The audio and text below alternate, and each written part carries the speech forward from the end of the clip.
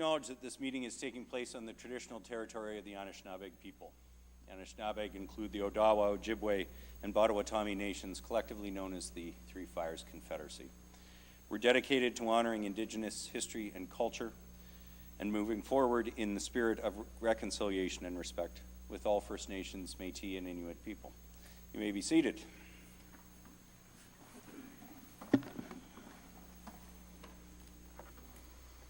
Anthem started a little quickly, but that's all right, not a problem. Welcome to City Council tonight. Tonight's City Council meeting is being held with members of Council, the Executive Management Team, and the Deputy and City Clerk in the Council chambers. Members of the Senior Leadership Team and other staff are available to answer questions in person and via video conference. Council chambers does remain closed to the public tonight, and Councillors Harvey and Aylwin are joining us virtually. Members of Council, the first item on tonight's agenda is confirmation of the minutes. The minutes of the City Council meeting held March 7th, 2022 have been circulated. Are there any corrections to the minutes? Okay, seeing none, the minutes are adopted as printed and circulated. There's one item listed under awards and recognition this evening. It's a check presentation by the Barrie Pickleball Club. I will now call upon Kim Porter and Gil Metcalf from the Barrie Pickleball Club to make the presentation. Ms. Porter, we will just bring her into the meeting.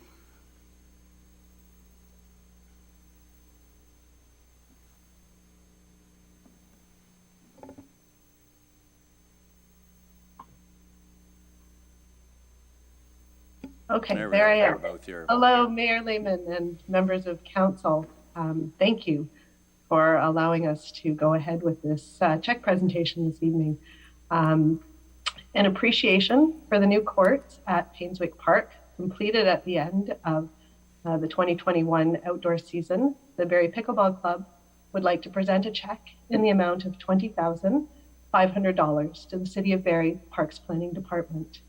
These funds were generously donated to the Barrie Pickleball Club by the Government of Canada's New Horizons for Seniors program to partially fund the costs of pickleball courts at Painswick Park.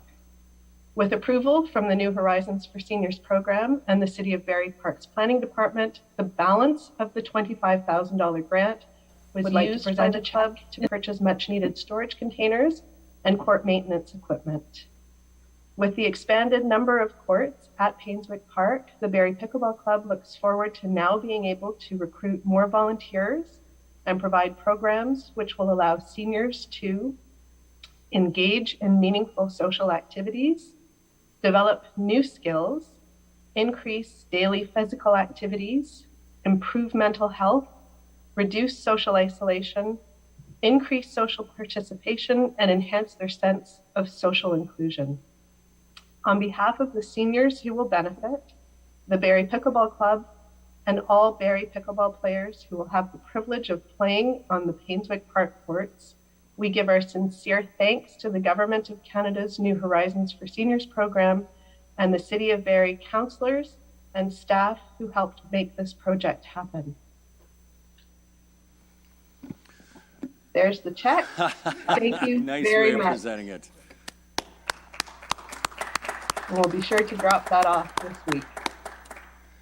Well, thank you. Thank you very much, Ms. Porter, Mr. Metcalf. The New Horizons program truly is a great program. That's federal funding from the Government of Canada that's been able to have quite an impact throughout COVID in our community. There have been grants for everything from technology for seniors to online programs, in-person programs, and so forth. And it's great to see that the club was able to provide us with some of that funding towards the facilities. That's an excellent partnership, and we hugely appreciate your being here tonight to make the check presentation. So thank you very much. Thank you. Our pleasure. All right. Have a good evening. You too. Thank you so much. Okay, folks, that brings us to deputations on committee reports. We have one deputation tonight. It's from Blaine Hobson on behalf of Cornerstone concerning motion 22G060, Cornerstone Grant. I'll now call on Mr. Hobson to deliver the deputation, so if we can get him into the call.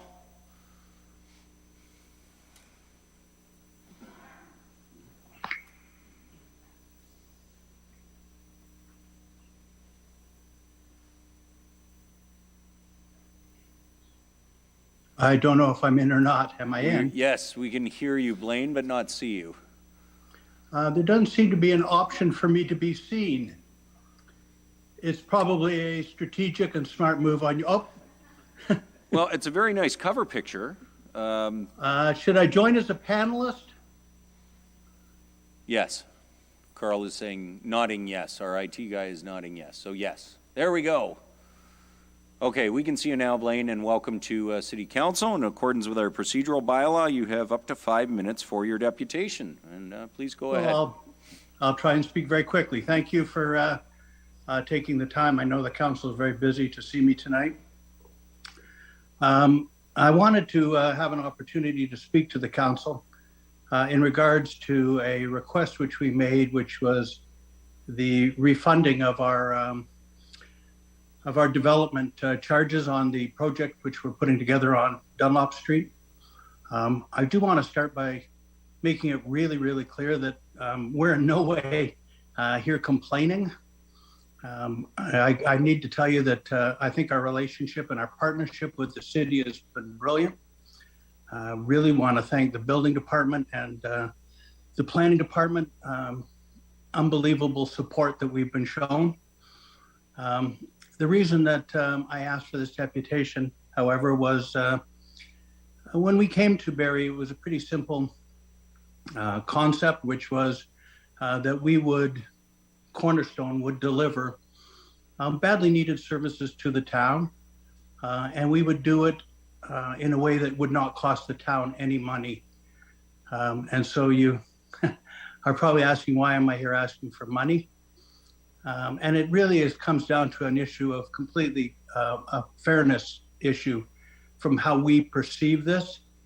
The town was very generous in advancing a loan to us, but we didn't come and ask for a grant. We asked for a loan so that the citizens or the residents of Barrie wouldn't end up footing a bill here. And we have begun repayment of that loan. But in that same understanding, when we originally came forward, there was an understanding that the city would not effectively profit off of our activities. We were first venturing on this project. There was a building which was already in place. We had hoped we would be able to do it. Therefore, there would be no concept of development charges. For a lot of reasons, in 5 minutes, we can't get in with that building, just accelerated out of reach, putting us in a position where we had to go greenfield and put in a new building. That meant that we were in a position to be charged development charges. And in our basic understanding, we weren't going to cost the city any money to provide the services to your residents. And in return, the city wasn't going to generate a revenue stream from us. And so I asked Councillor Harris to how to best address this, and this is where we're at. I understand that this was voted on and voted against, and so I wanted to have an opportunity to come forward and make our case for why we feel that this is appropriate. On that, I will leave us a minute or two, so if there's any questions. Okay, thanks very much, Mr. Hobson, for the deputation, and of course for what you want to do in Barrie and are proceeding to do in Barrie. Questions for the deputant? Does anyone have any? Councillor Morales. Thank you, Mayor Lehman. Through you too, Mr. Hobson. Mr. Hobson, do you know of any hospitals in Ontario that provide the rehabilitation services that you provide? Hospitals? No, sir. Okay, perfect. And obviously, a lot of us are familiar with the services you provide. Could you maybe just very succinctly describe the services that you provide? Yeah, when we came forward to the town of Barrie, we made a commitment to bring a Cornerstone community to Barrie. And a community consists of 3 separate entities. The first is that we're putting in Barrie is a woman's residential treatment facility. That is a facility where people that are recovering from addiction would have the opportunity to take a 90-day stay with us. And during that time, they would have a combination of therapy, engagement with the community, work rehabilitation, with the concept of bringing somebody from the outskirts and from isolation back into part of being a community. But in order to do that, we need the other 2 pieces as well. And so we committed that we will, once this one is completed, be building a men's residential facility, and we will be building a community center. So it is a very different approach to rehabilitation. It is outstanding in terms of its impact and effect. I know of no other model that's as effective as it is. And I do need to say that, just to clear up a misunderstanding, when we say that it's subsidized by us as a private charity to the individual who needs to our services. It is not subsidized by any government agency. So we stretch a dollar a very, very long way. And Okay, perfect. I appreciate your, your response. Thanks, Councilor Morales. Any other questions of Mr. Hobson? Anne Marie. Sorry, Councilor Kungl. Thank you, through you, Mayor Lehman, to Mr. Hobson. Last week when we were discussing this, we talked a bit about other revenue sources that were available, one being the Community Improvement Program, I believe, that has an intake form available. Another that I believe you might be eligible for, which is property tax deferral consideration. And then again, there was some good discussion about other funding through whether it be government or otherwise, or have those things been considered by Cornerstone, or are they items that you're looking to also explore to look at recovering expenses? We are constantly addressing revenue or funding sources. And so, yes, we're working with the city on the programs that are available there for your housing programs that are in place. But we've also explored Trillium and multiple other funding sources. Because we don't have we're not a part of a LHIN health support network, we are constantly reaching out to our community and to those granting and funding sources that are available to us. It is a never-ending task. Thank you. No further follow-up. Thanks, Councilor Kungl. Councilor Harvey. Yeah, thank you, Mayor Lehman, and thank you, Mr. Hobson. We obviously, obviously council voted a different direction last week, but I'm quite certain and confident in saying we all really do appreciate the services that you are bringing to our city. I just wanted a little bit of clarification on one point that you had mentioned, and that was about how it was going to cost the residents of our city nothing. When you said that, did you mean that these services would be free to residents of Barrie, or I just want clarification. So when we talk about it being subsidized, our model is one where those people who are in need of our services and have the financial wherewithal contribute about 50% of what it costs for their stay with us. Those who don't have any money come for free. And so we don't discriminate because our mission is to reach out and save lives. We are not a for-profit. We don't take cash as a consideration into the treatment considerations. Okay, and if I could just have one follow-up, Mayor Lehman. And again, I don't know the numbers. Obviously, you said that other first building that you guys were looking at got out of reach from a financial perspective. But if you were to compare the two locations, what you anticipated on building A costing, and now with what building B is costing, would there be a savings to your organization as a result of the change in location? What actually ended up happening is that we had an initial budget for the project, and that budget included being able to support operations until they get up and get for 2 years after we open. The first building on Tiffin Street had already gotten to the point where the costs on it had accelerated past our capital budget and all of our support budget, and was still rising. And so we were at the position where, had we continued there, we might have ended up in a financial quagmire. And the cost just kept going up and up and up. And again, we don't really have time, but I'd be happy to sit down and walk you through the whole painful scenario. But this is not on the city at all. I can tell you that the city has been extremely good partners to us. Great, thank you. I have no further questions, Mayor Lehman. Okay, thanks, Councillor Harvey. Any other questions for the deputant? Councillor Natalie Harris.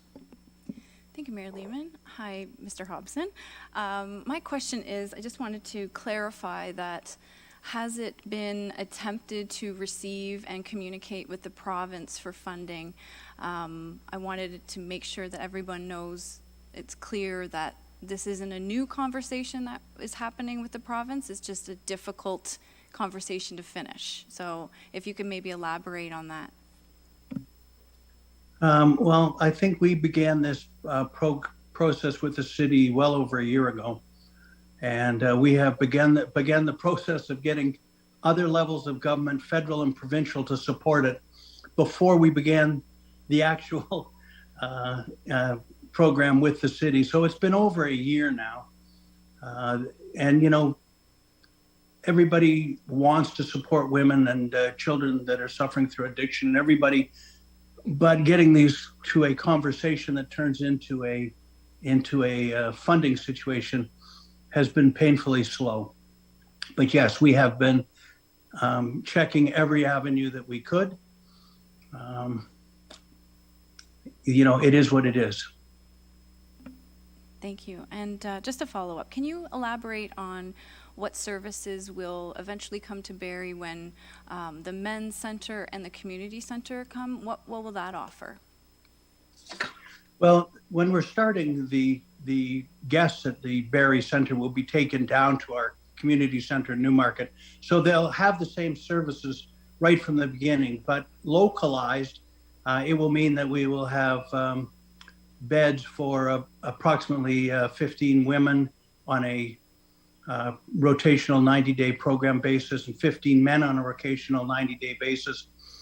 The community center office offers programs through our wellness center, which is meditation and acupuncture and physical activities and that sort of thing. And then it cross connection to our 12-step community through having and hosting other 12-step groups so that there's interconnection. And then, of course, we have our Pathways program, which is a day program for people that can't come into a 90-day program, or we maybe have a wait on beds. And so the day program is counseling and combined with job skill certifications, learning anger management, emotional control, maybe learning appropriate behaviors. There's a lot of behavioral characteristics that need to be addressed in order to reintegrate somebody back into a community. And last question, can you also elaborate on the textile recycling program? How much money would that possibly save our city, and how much impact does that have on our carbon footprint now that you have put the bins here in our city? We anticipate that by the time, this time next year, we will be diverting about 2 million pounds from your from your landfill. If you take simply the tipping fee, that's going to be somewhere around $160,000. However, that doesn't take into account, as the mayor and I have discussed, what it actually costs to create a landfill.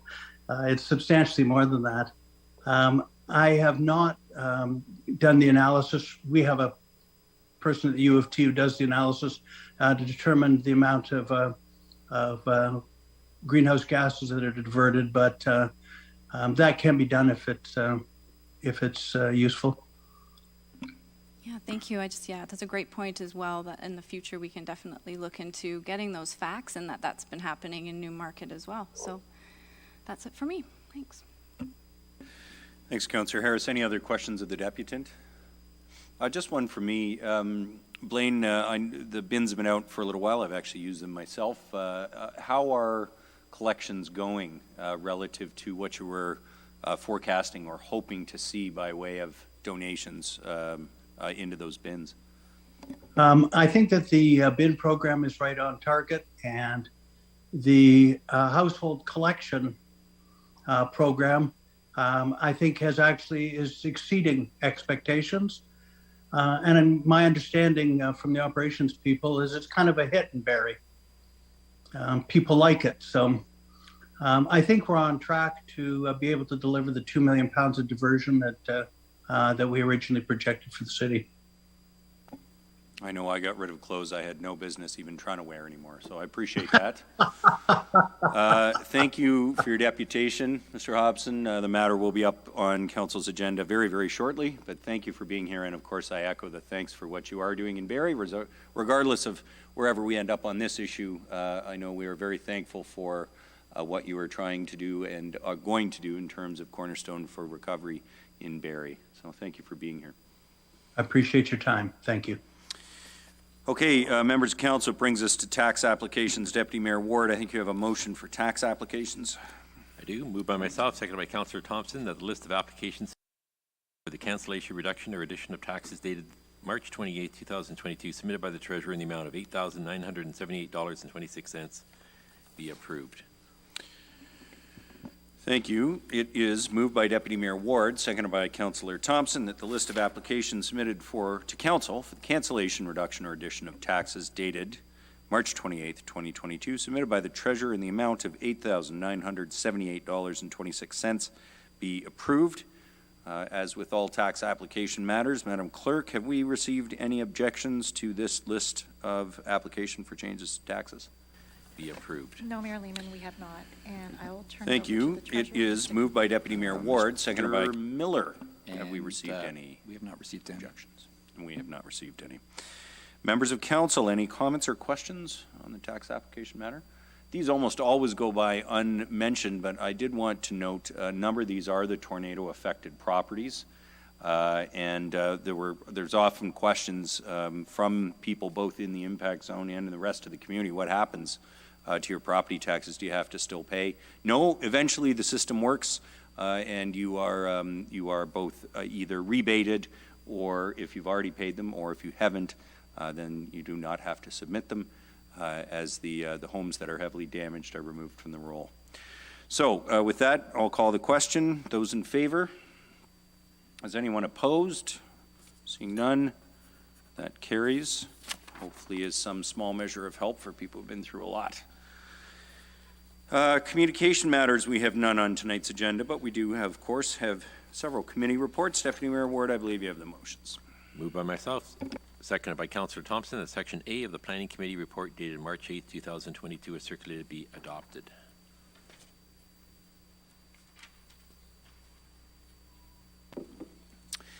Thank you. It's moved by Deputy Mayor Ward, seconded by Councillor Thompson, that Section A of the Planning Committee report dated March 8th, 2022 as circulated be adopted.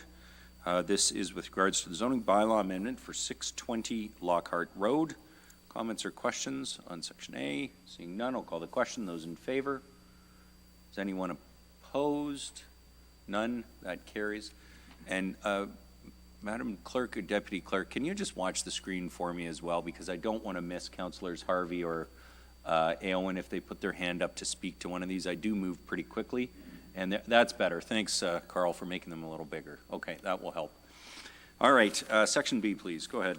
Moved by myself, seconded by Councillor Thompson, that Section B of the Planning Committee report dated March 8, 2022 is circulated to be received. It's moved by Deputy Mayor Ward, seconded by Councillor Thompson, that Section B of the Planning Committee report dated March 8, 2022 as circulated be received. This is to receive the reports from the public meetings for the application for draft plan of subdivision at 750 Mapleview Drive East and the application for zoning bylaw amendment at 157 Ardaugh Road. It's to receive the reports of the public meetings. Comments or questions on Section B? Seeing none, those in favor of Section B?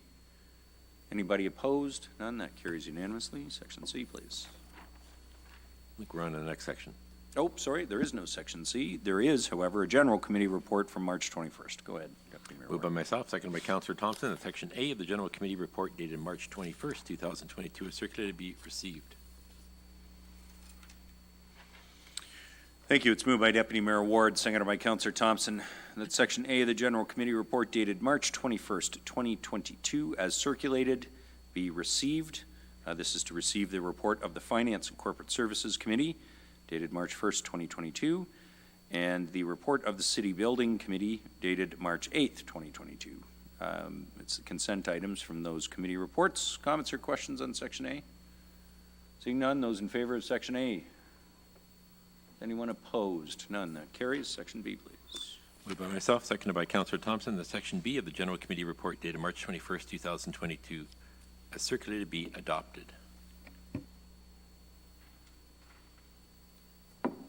Thank you. It's moved by Deputy Mayor Ward. Seconded by Councillor Thompson at Section B of the General Committee report dated March 21st, 2022 as circulated be adopted. These are the consent items from the General Committee agenda. It's the Public Art Program for 2022, investigation into the construction of the pickleball courts, facilities planning and development, 2022 capital funding, the cardiovascular rehab program agreement with RVH, and parking restrictions on Tomlin Court. Comments or questions on any of those items? Seeing none, I'll call the question. Those in favor of Section B, please. Or any opposed? None. Carries unanimously. Section C, please. Moved by myself, seconded by Councillor Thompson, that Section C of the General Committee report dated March 21st, 2022 as circulated be received.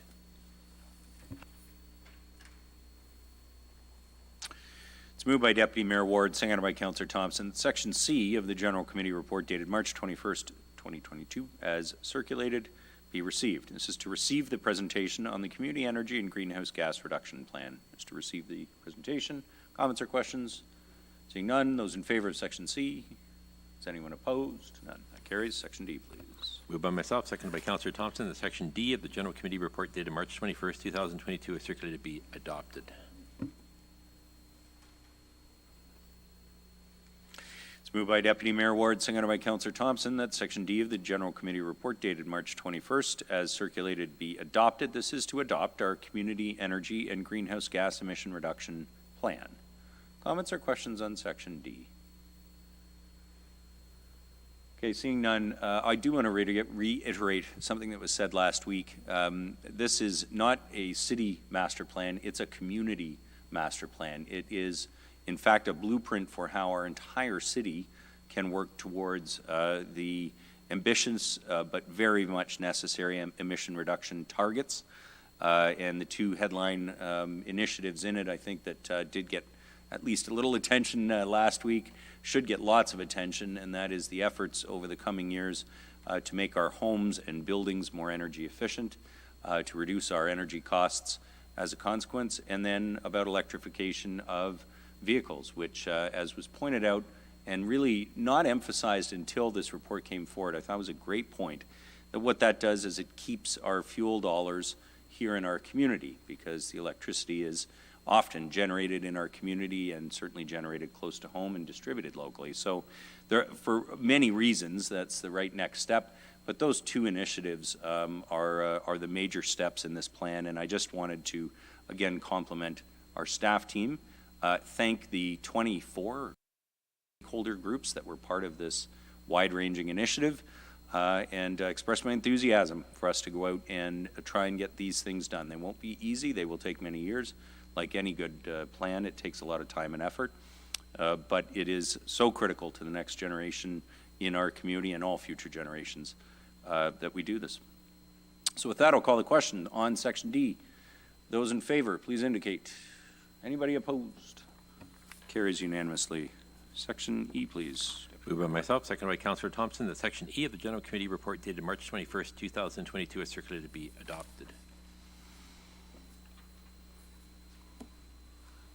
Okay, it's moved by Deputy Mayor Ward, seconded by Councillor Thompson, that Section E of the General Committee report dated March 21st, 2022 as circulated be adopted. This is with regards to the waterfront parking permits, needle collection kiosks and public access naloxone kits pilot programs, and the item regarding establishing a youth council. Any comments or questions on Section E? Deputy Mayor Ward. Thank you, Mayor Lehman. I just wanted to take the chance maybe to ask the Executive Director of Access, Barrie, a couple of questions on this. And because of inquiries I had and also some social media posts I saw, just clarify two things. One, what happens if somebody is unwilling or unable to download the Hotspot app? And secondly, is there any charge either for the app or for anything else? Through you, Mayor Lehman, to Deputy Mayor Ward. Thank you for the question. So the first question is, if someone is unwilling or has trouble downloading the app, certainly we'll be issuing a comprehensive communications plan for the rollout of this, but we will be providing that service through Service Barrie. So the resident can come and visit Service Barrie, provide proof of the vehicle registration, and a Service Barrie customer service agent would do all the back end on the app for them. And then they would be given a piece of paper as a receipt, basically, with no payment, that would show that it was valid for the 2-year period. And so they would have to do nothing. They don't have to show anything. They can drive to the waterfront and park there and know that they have a permit through the system. And then at the end of the 2 years, to contact Service Barrie as well, again, to have the renewal.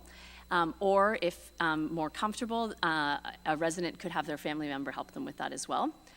In terms of the second question, currently today, if you download the Hotspot app, there is a requirement to have an account fee, but that's because we're using it only for the purpose of paid parking. If council approves this tonight, and as we roll this out into the spring as part of our communications plan, we are going to be also working with Hotspot to change the functionality of the app in order to allow for this resident permitting. So there will be absolutely no requirement to have an account or to put any money into the system. So that the app will look a little bit different when we roll this out come May. Okay, thank you. Thanks, Deputy Mayor Ward. Any other comments on Section E? Councillor Thompson. Thanks, Mayor Lehman. I was going to wait till inquiries, but since it's been held by Deputy Mayor Ward, I've had a couple inquiries of people that own commercial vehicles, like company cars that are registered in maybe a different municipality. I know we spoke very brief about it, but I just wanted that you guys are working on it, and maybe you could expand on that, please. Sure. Through you, through Mayor Lehman, to you, Councillor Thompson. Thank you for the question. So in the motion tonight that's under consideration, it does allow for delegated authority for staff to deal with these kind of situations, because we couldn't anticipate every possible situation, and we know that from experience over the years that we've had our resident pass. So in the event of a resident having a work vehicle that was not aligned with their house, what we would do is we would use the delegated authority of staff to allow for approval of that, and likely we would ask the resident to provide a letter on letterhead from their employer that indicated that that was a vehicle that they're using for their personal use and for work use, and then therefore we would be able to give them a permit. Thanks, Councillor Thompson. Any further comments or questions on Section E? Okay, seeing none, I'll call the question. Those in favor of Section E? Anybody opposed? Done. Carries. Thank you. Section F, please. Moved by myself, seconded by Councillor Thompson, that Section F of the General Committee report dated March 21st, 2022 as circulated be adopted.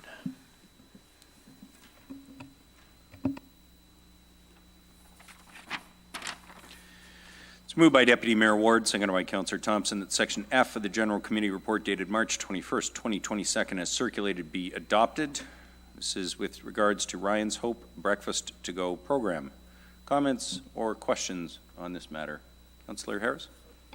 Thank you, Mayor Lehman. Through you. So just a quick comment. In light of recent conversations that have been happening in the public, social media, etc., surrounding this item, which unfortunately can sometimes be stigmatizing to this community for sure, and that's not the intent at all. I've had a lot of conversations over this week to look at different alternatives and look at plans, and we had some communication through the church that Ryan's Hope does serve outside of, and reassured that they would be extending the welcome to Ryan's Hope indefinitely at this time.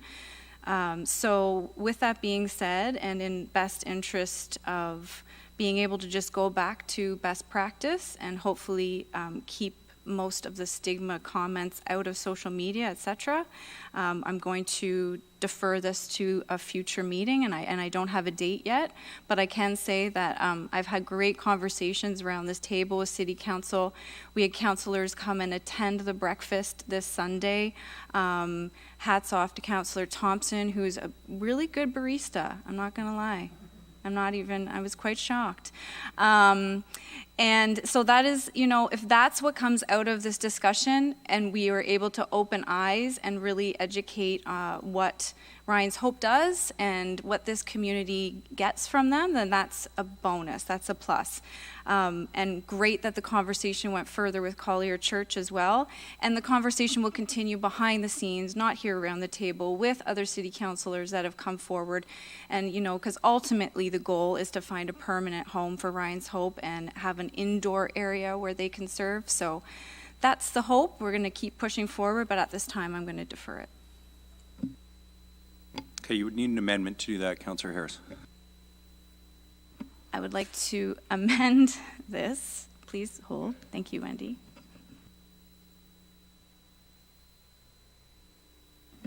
Sorry about that. So it is put on by myself, seconded by Councillor Jim Harris, that motion 22G 059 of the General Committee concerning Ryan's Hope be deferred to a future City Council meeting. Okay, we have an amendment. It's moved by Councillor Natalie Harris, shortly to be signed and seconded by Councillor Jim Harris.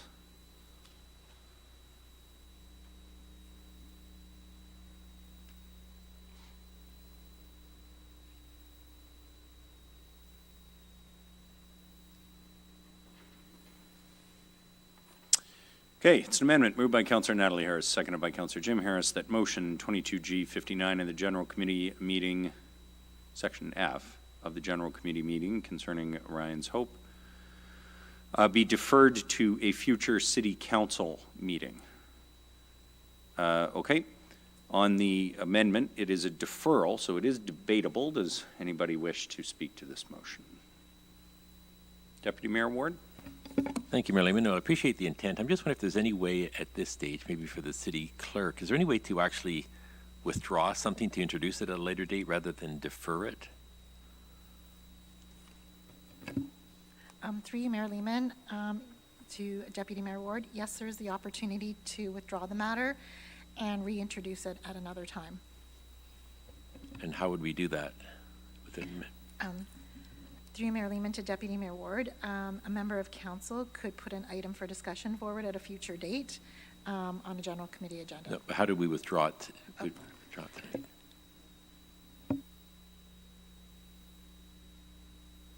Sorry.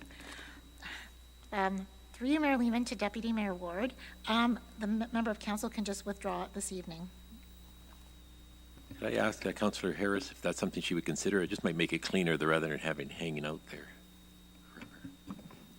Through you, Mayor Lehman, sure. Yeah, as long as it is able to be brought back, that's fine. Yeah, if it's not defeated, it can be brought back without a reconsider motion. So would that mean amending this amendment that's on my desk here to say withdrawn rather than deferred to a future City Council meeting? Madam Clerk. Through you, Mayor Lehman, to yourself, sorry. We can just withdraw. We don't have to amend the motion. We can just say that on the minutes that the matter had been withdrawn by the member.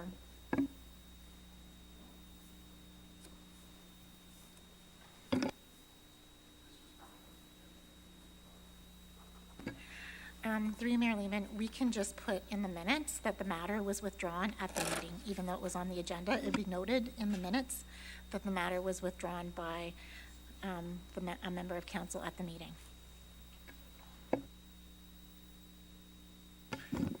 I hate to overrule you, Madam Clerk, but I don't think we can do that. The matter was printed on the agenda. I know that an item for discussion could certainly be withdrawn, but because council had already voted at general committee on this, I do believe council needs to dispose in one way or the other of the matter.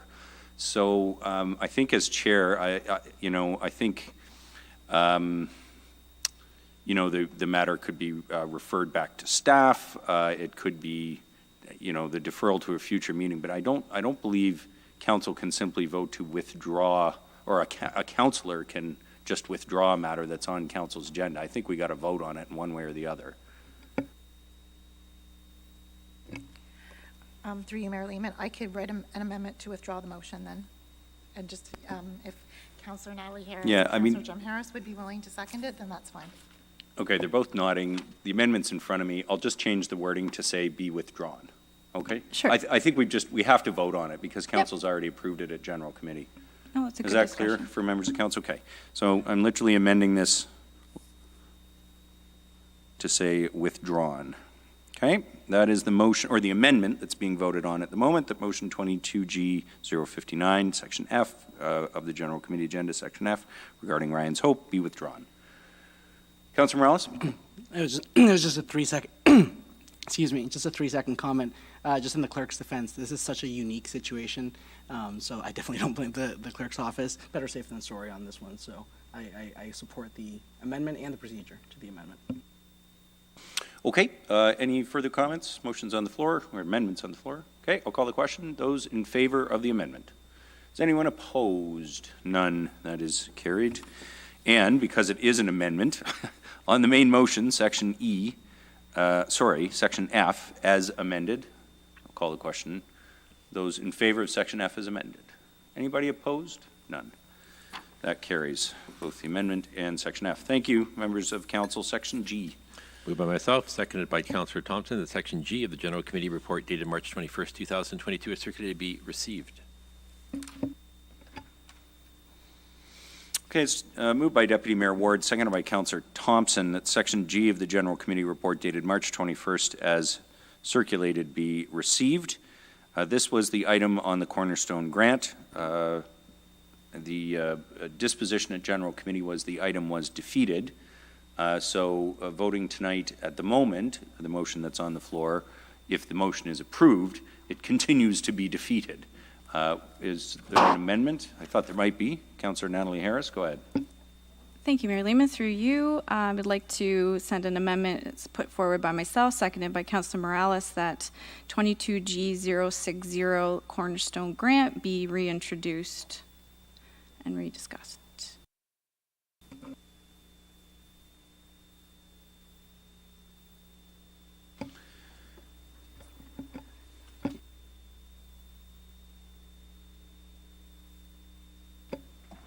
Yes, quite correct, Madam Clerk.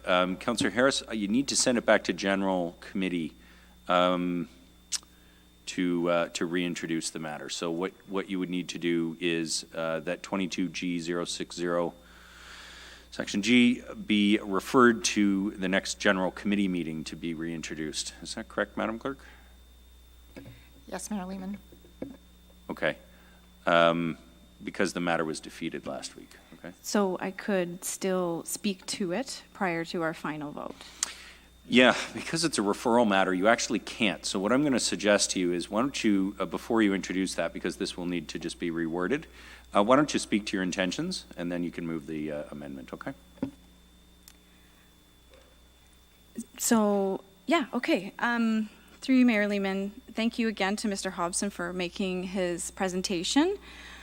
Thank you so much for this as well. Lots of different things to go through. I think the big point that I want to highlight is obviously now Blaine has really made it clear that he's very grateful to all the hard work that's gone into this with the city on so many levels.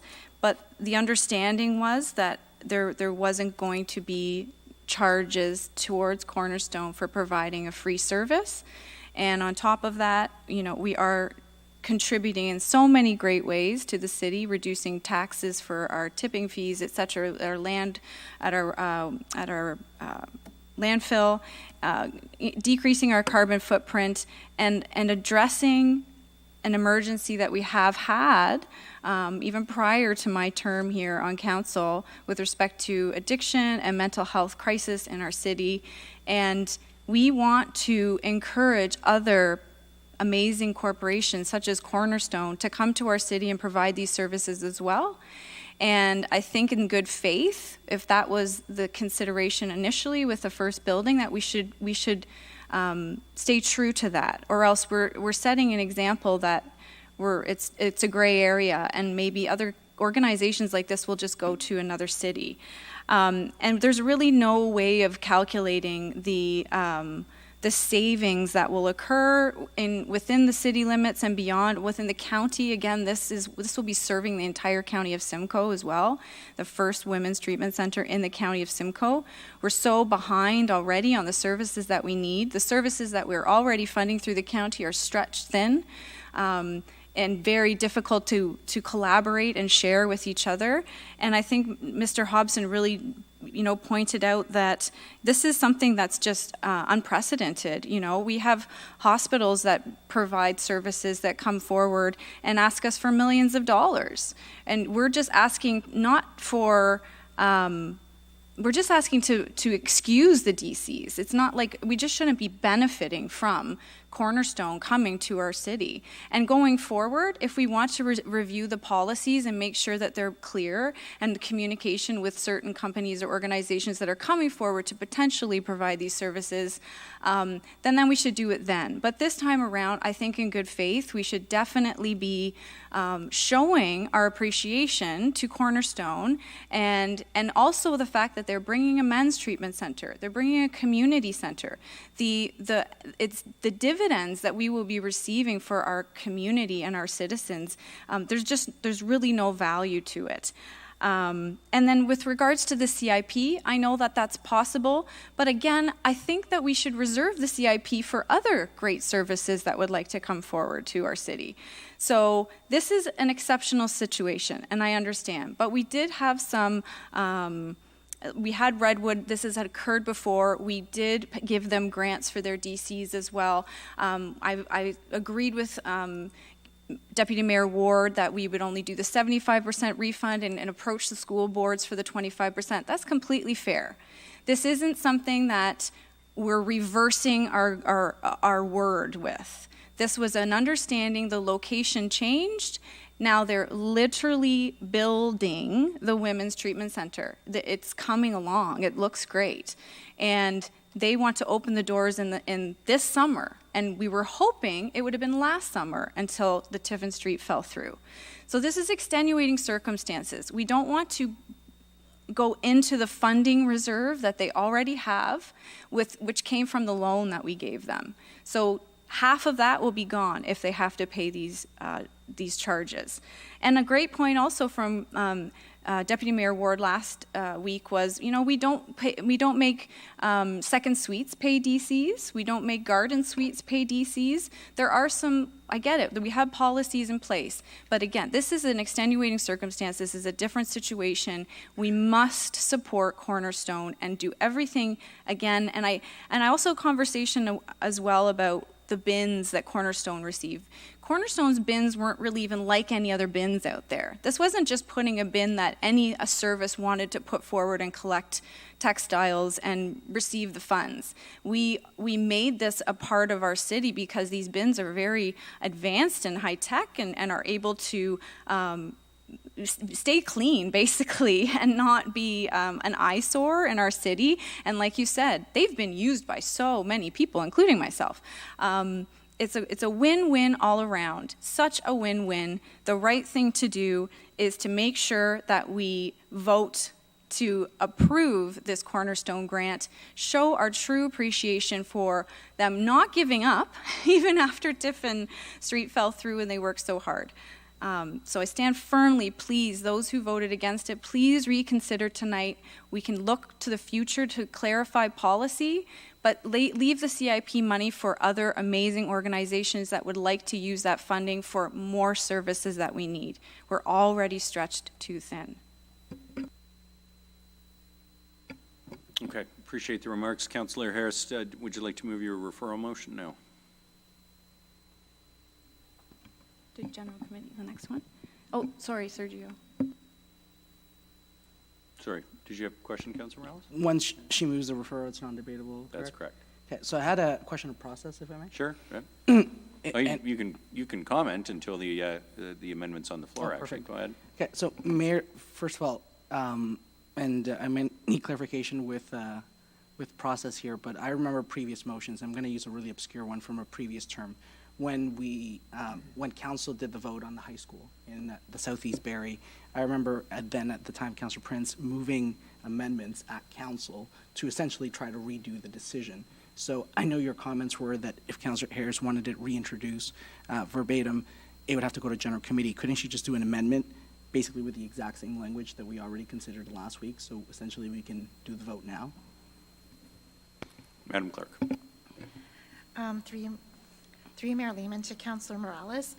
This is a little bit of a different situation because the matter had lost. So there's no motion on the floor currently to amend or reintroduce. So she can refer the matter back to General Committee and we can reintroduce the matter at General Committee next week for discussion and vote. Gotcha. So what I'm referring to happened because the matter had passed and second crack at the can at altering it or making it loose. Perfect. Thank you. So, well, I still have the microphone, I guess. My comments would be, through you, Mayor Lehman, often at the doors with residents on the phone, we get a lot of, can you do this, can you do this? And often the answer is, no, we can't. I see this as a situation where we can do something. It's not the end and be all. And my questions to Blaine earlier were to highlight the contrast between his organization is trying to fill a gap for a service that is needed, that is not being provided by provincial services or federal services. Here we have an organization stepping up, coming to Barrie, and really doing an initiative. When we get questions about what's going on with the downtown, whether it be the downtown Barrie BIA or just any resident, we get the question about homelessness, we get the question about mental health, we get the question about safety. And I think services like these do the best to fill the gap and provide the services and, in Blaine's words, rehabilitate people and reintroduce them into society. So are we social service providers? Absolutely not. Is there a policy decision we can take, such as eventually approving this concept at a later stage to further encourage these kind of organizations to fill in the need? Yes. And I still respect the point that was made last week about we have policies in place, let's change the policies and not make exceptions. But it wasn't lost on me about the fact that we approved a partnership with the RVH at today's council about a rehabilitation program and services being provided out of Allendale. Now, some of that was admin space, but these are steps that we take. I know back in the early 2000s, I forget the year, a council at the time provided $51 million to the RVH as well to provide much necessary health services in our community that one would argue are not part of they're not the privy of municipal taxpayer dollars. So I don't see this that different. I see this as again, social work / medical service that we need to fill in the gaps. And I don't do this necessarily enthusiastically, but I hope we get to a point where our province and our federal government rejig the system so people aren't falling through the cracks and organizations don't have to step up and appeal to our moral sense on making exemptions to allow them to deliver services. So I guess I can't support your amendment right now, but I will support it in the proper process when it comes back to us. Thanks, Councillor Morales. Councillor Thompson. Thanks, Mayor Lehman. Through you to Mr. Miller. Currently, what is the shortfall in our DCs? DC reserves. Mr. Miller. Through you, Mayor Lehman, to Councillor Thompson. So currently, over the next 10 years, I believe we're relying on close to $1 billion in DC funding. I don't have the number quite in front of me. Happy to say that as of the end of the year in 2021, we're just finalizing the year-end report. We do have a small positive balance in there of $20 million, but we do have a substantial amount of commitments on the DC reserves. So it's positive today, but it's potentially will be back to negative next year. Just to follow up, so because of the growth we've had, we've got a positive, but in previous meetings, we've had a shortfall of about 125 million. So you're saying with the positive reserve right now that we're lessening that burden that we've been discussing in previous meetings? Is that fair to say? Through you, Mayor Lehman, it's a positive outcome. If you remember, we revised the DC, our bylaw in 2020, and there was an uptick in folks paying DCs in December, as we've also had a lot of more activity. So there was a nice bump in December that put us in a positive position. This time last year we were negative. We're on a slippery slope. I anticipate we'll probably go back into negative next year, but hopefully that'll rectify itself over time. Perfect. Okay. So just on a comment Blaine had made, like the city's not profiting from DCs. Like they're allocated to other things. So and to a comment Councillor Morales made, the question he asked was, do hospitals provide treatment? And the answer was no. The provincial government does provide treatment, and the federal government. There are treatment centers that are funded by provincial and federal government. It's just, it's not provided at the hospital. So it's back to, you know, we've got to keep to the facts and stuff. And I understand, like, I had a very good conversation this afternoon and with Blaine, and, you know, and I explained my position, you know, and why I spoke the way on this matter last week. But the part with the bins, like we sole sourced it, and I fully understand that we have a benefit, the tipping fees and all that. But, you know, I will make a comment, and this is where I didn't want to get, because, you know, and like I said to Blaine this afternoon on the phone about the importance of this service in our community, but we sole source these bins. This is such a revenue generator for this, which offsets the cost to our, you know, people who are going to need this service, whether they're from Barrie, Newmarket, Simcoe County, they're from all over, and, you know, but in 2018, there was a tender put out for these bins in Newmarket, Aurora, that there were 9 plan takers, and Cornerstone was one, Steps to Recovery, that were unsuccessful. It was actually awarded to Diabetes Canada. So when I see the amount of plan takers and submissions and stuff, they're doing that because this is a lucrative business.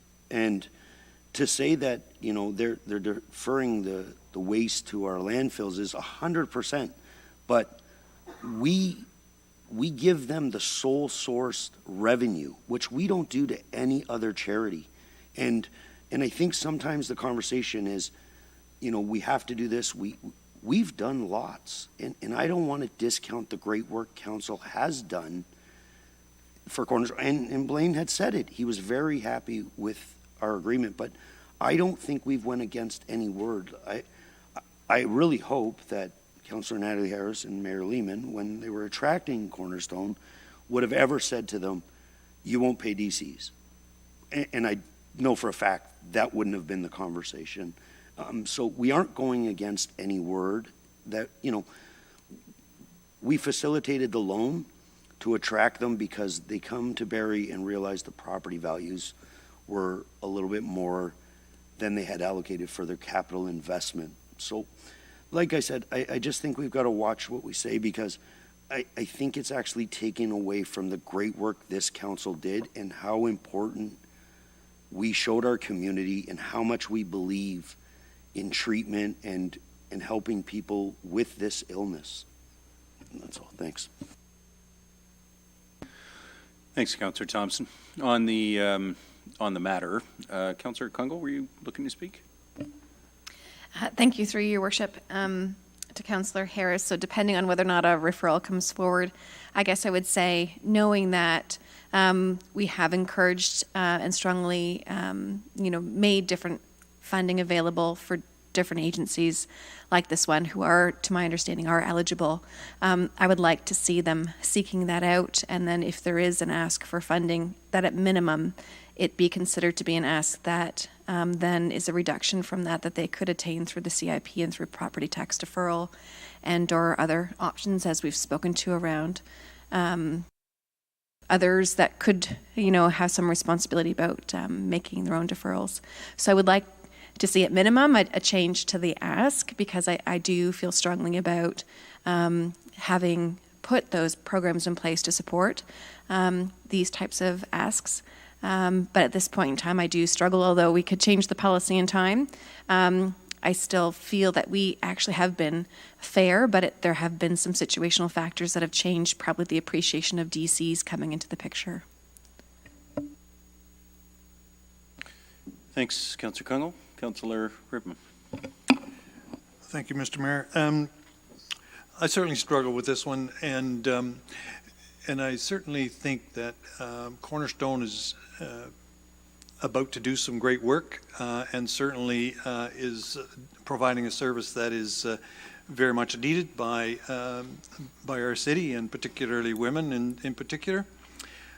But I struggle with it because we have other organizations that we have treated in a certain way, and we are treating this organization in exactly the same way that we treated another organization.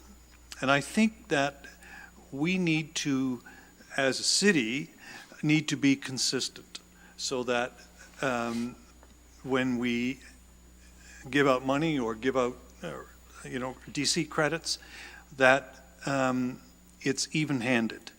And of course, we also have to remember we have taxpayers who end up picking up the tab here if we just give money out.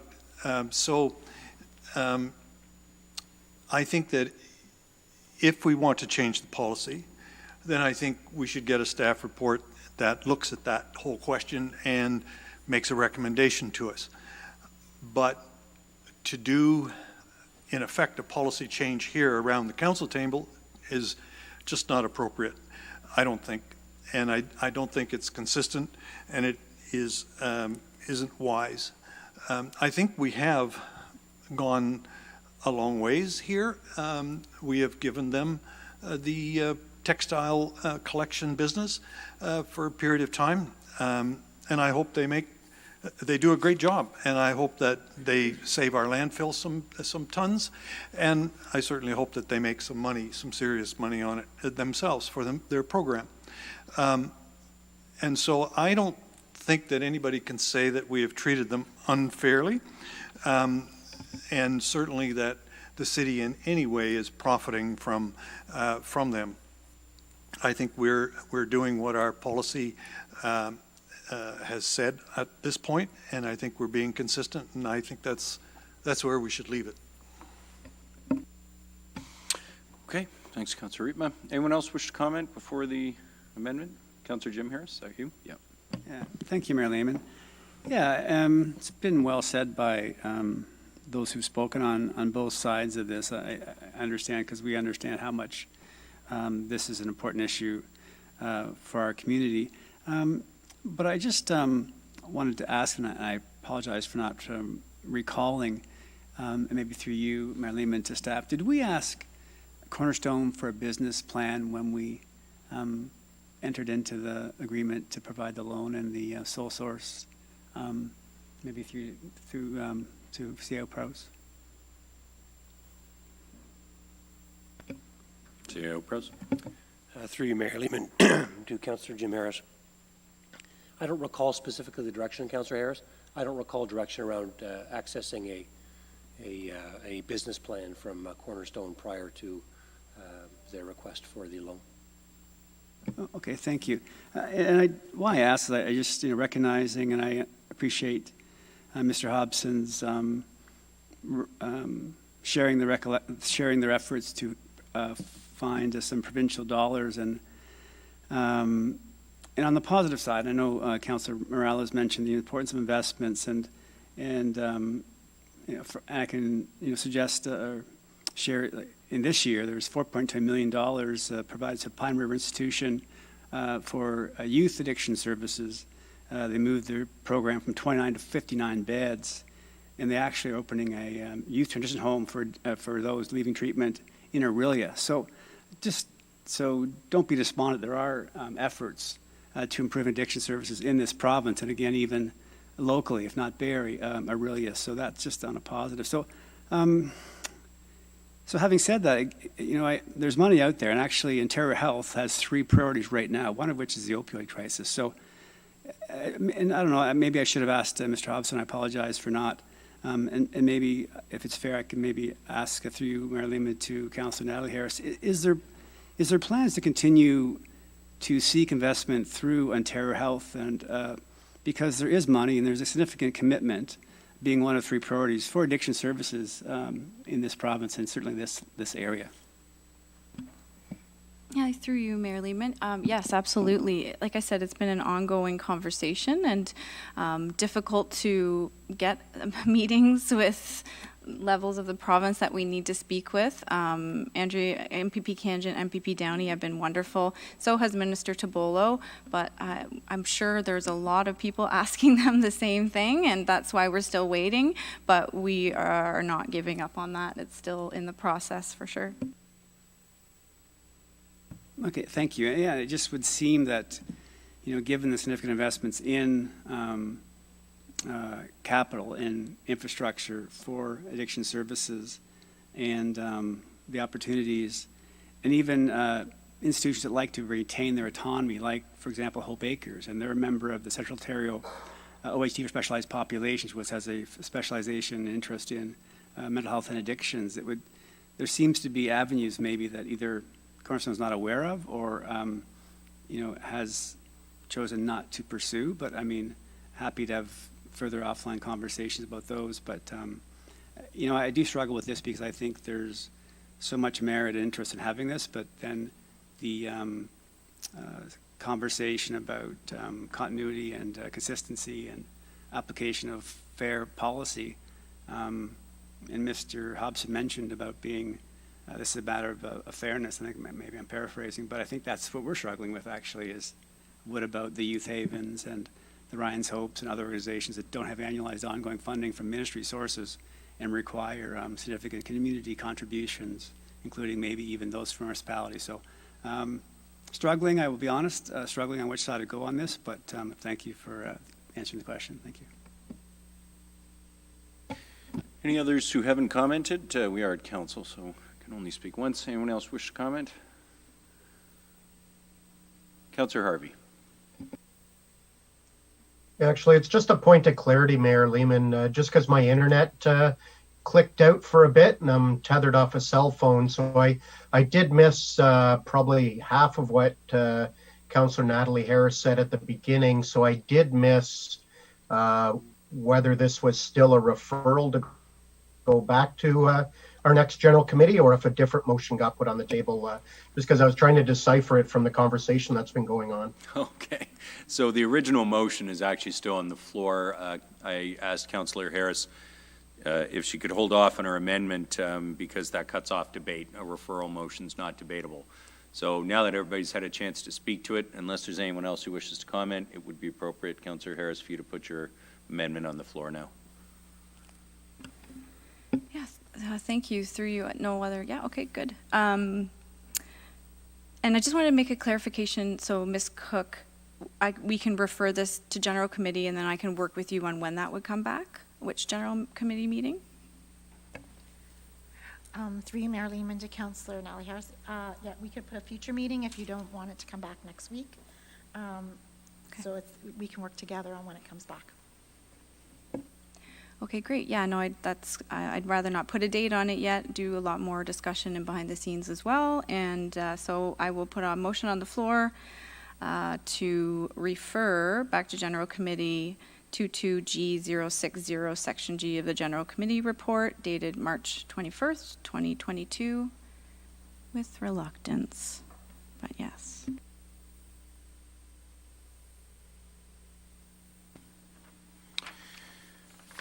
Okay, the amendment is from, it does need to be signed, from Councillor Natalie Harrison. It was seconded by Councillor Jim Harris, I think, that motion 22G060, Section G of the General Committee Report dated March 21st be referred back to General Committee. So to be clear, members of Council, the amendment would have the effect of allowing new discussion on the item at General Committee at a future meeting. If that is not your preference, then you vote against this. If that is your preference, you vote for it. I know it gets a little backwards when we get to these motions that have been lost and then amended to be reintroduced. So that is the amendment on the floor. If you wish this to be referred to General Committee, you vote in favor. If you don't, you don't. I will call the question. Those in favor of the amendment to refer it to General Committee? 1, 2, 3, 4, 5, 6, 7. Councillor Jim Harris, yes, 7. Opposed? 3, 4. Okay, that does carry. 7 in favor, 4 against. And so that will be referred back to General Committee. On the main motion as amended. Any further comments or questions? Okay, seeing none, I'll call the question. Those in favor of Section G as amended?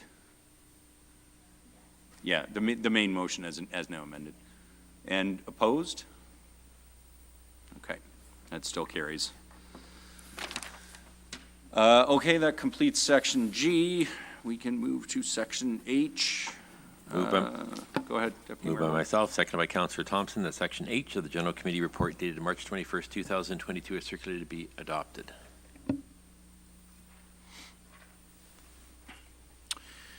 Okay, it's moved by Deputy Mayor Ward, seconded by Councillor Thompson, that Section H of the General Committee Report dated March 21st, 2022, as circulated, be adopted. This is with regards to the Nature Barrie bird-friendly designation. Hoping this one's less controversial. Any comments on Section H? No? Call the question. Those in favor? Anybody opposed? None? That carries. Section I, please. Moved by myself, seconded by Councillor Thompson, that Section I of the General Committee Report dated March 21st, 2022 is circulated to be adopted. Thank you. It is moved by Deputy Mayor Ward, seconded by Councillor Thompson, that Section I of the General Committee Report dated March 21st, 2022 as circulated be adopted. This is with regards to the Barrie landmark sign. Councillor Aylwin. Thank you, Mayor Lehman. I do have an amendment that's been circulated in advance to all members of council. I strongly believe that this never should have been approved from the beginning, but here we are. I also believe that we'd be justified in canceling this project outright this evening. But I've been advised by staff that we don't yet know what the full costs, if any, would be for canceling any contracts associated with this project. So that's why tonight, Councillor Rietma and I are moving the referral motion that again has been circulated to all of you, that was crafted on the advice of the clerk and with some assistance from yourself, Mayor Lehman. We want to make sure that we have all the information in front of us before we make a final determination and what those full costs could be for canceling the project. I strongly believe that the only appropriate and responsible course of action tonight is to pump the brakes on this project, considering the serious allegations that were published over the weekend. So I'll introduce the amendment now. So it's moved by myself, seconded by Councillor Rietma, that motion 22G062 of Section I of the General Committee Report dated March 21st, 2022 be referred to a future General Committee meeting, and that staff provide a memorandum with the following information in advance of that meeting. A, the full costs associated with terminating the contract for the Barrie sign project. B, the full costs incurred to date by the City of Barrie for the Hart-Barrie sign project. C, a process to provide the funding received for the signage back to the appropriate donors. Thank you. Okay, we have an amendment. It's moved by Councillor Aylwin, seconded by Councillor Riepma, that motion 22G062 of Section I of the General Committee Report dated March 21st, 2022 be referred to a future General Committee meeting, and that staff provide a memorandum with the following information in advance of that meeting. A, the full costs associated with terminating the contract for the Hart-Barrie sign project. B, the full costs incurred to date by the City of Barrie for the Hart-Barrie sign project. C, a process to provide the funding received for the signage back to the appropriate donors. This is a referral amendment. That means it is not debatable. And so I'm going to call the question. I'll call a recorded vote, please. Recorded vote's been requested on the amendment. Madam Clerk, conduct the vote. Thank you, Mayor Lehman. Just a point of clarity, Mayor Lehman. Is it a point of order? Yeah, point of order for a second, Yeah, please. go ahead. I don't know if, because it's a referral motion, if we're allowed to get some clarity, because what Councillor Aylwin just spoke about was almost in hieroglyphics to me. I have no idea what he's talking about some article on the weekend. Okay, so unfortunately, no. He cannot speak further to the item, nor can we have debate at council on a referral motion. The amendment, as I understand it, was circulated in advance to members of council. But with regards to Councillor Aylwin or anyone else's feelings on the matter, a referral motion is not debatable.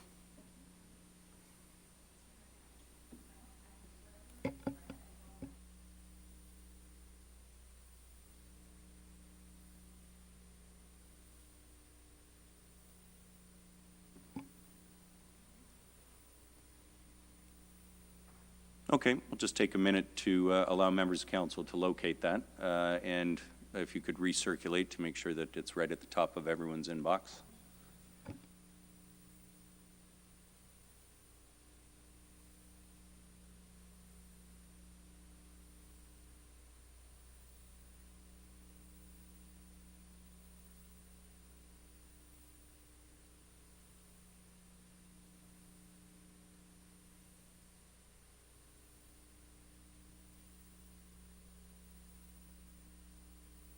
Sorry, it's just not opening. 1 second.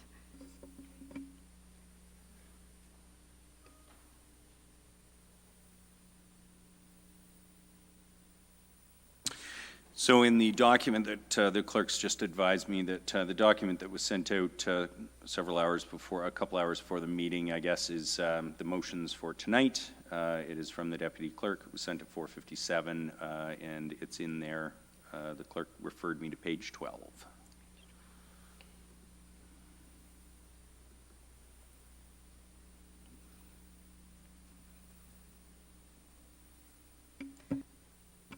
Okay, I see the ABC version now. Thank you.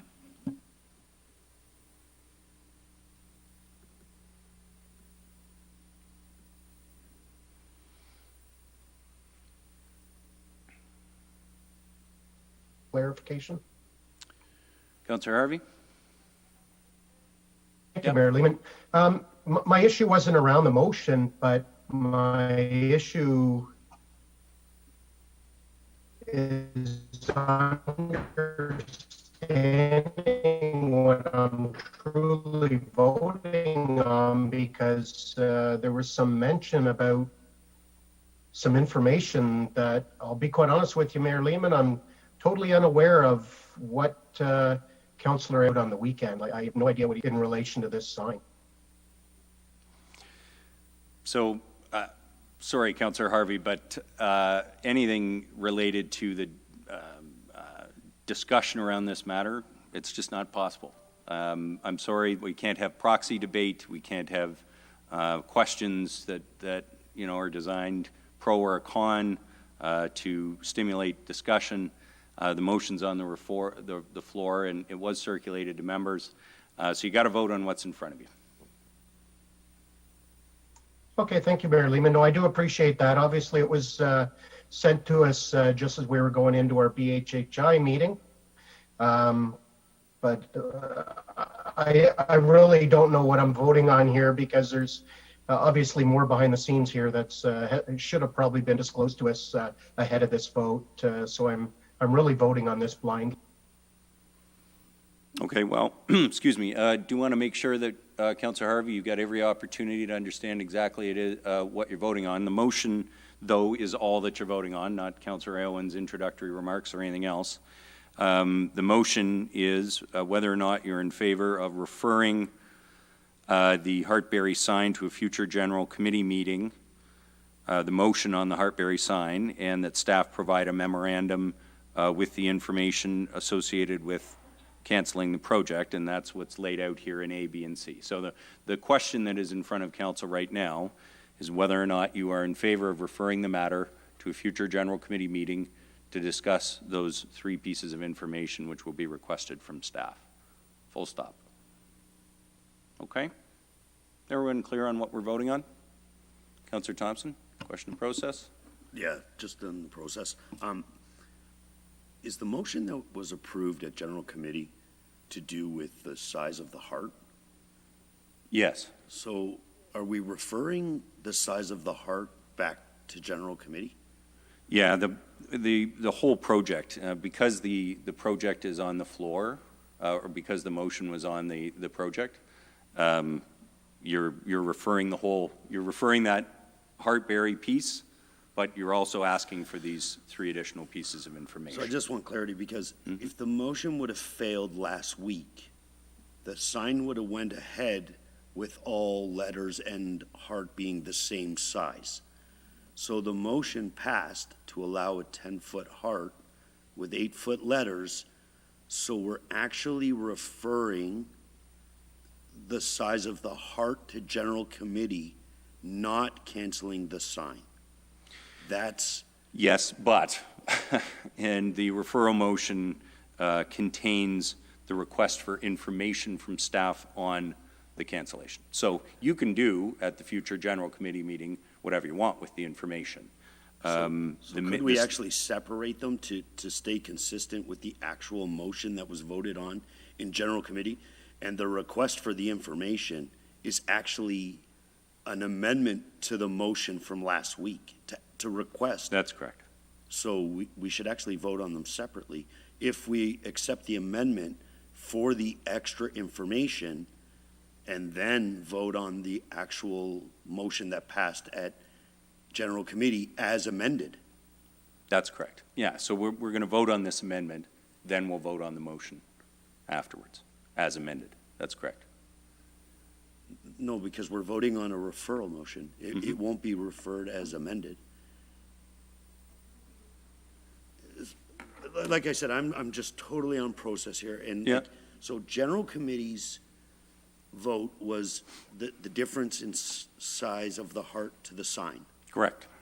It passed. Council direction was it passed.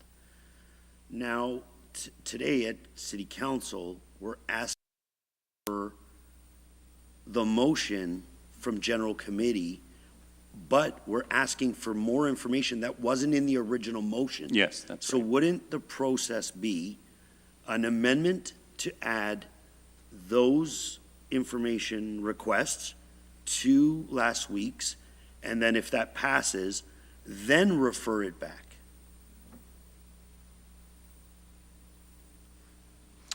Oh, you're asking to vote separately on whether to refer it and whether to get the information? Yeah, because the actual motion from last week had nothing, no option to opt out, no option to look at anything. So we've changed the whole motion from last week today.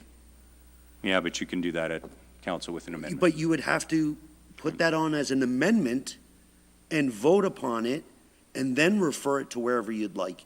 But you can't just add stuff with no debate and then refer it.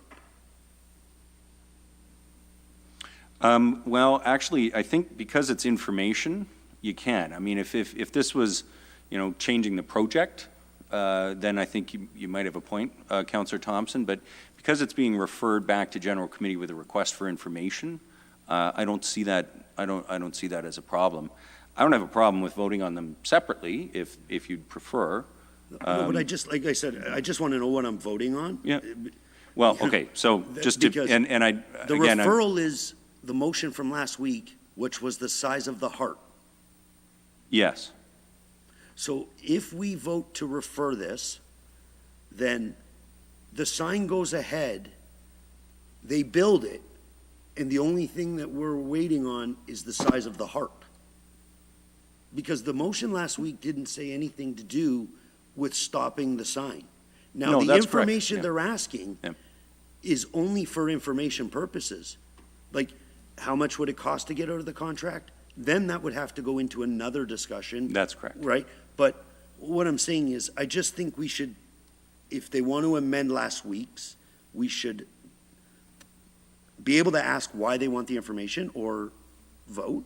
And then if that passes, it would be on the full motion, and then we would move a motion to refer it to general committee. Now, if the 3 items for information failed, what would we be referring back to general committee, the size of the heart? Yeah, that's a fair point. Yeah. Right. And so I'm happy to call the question Yeah, like I separately. said, and to the mover of the motion, I just, or the seconder, like I said, I just want proper process, that's all. Point of order, Mayor. Yeah. Councillor Owen, go ahead.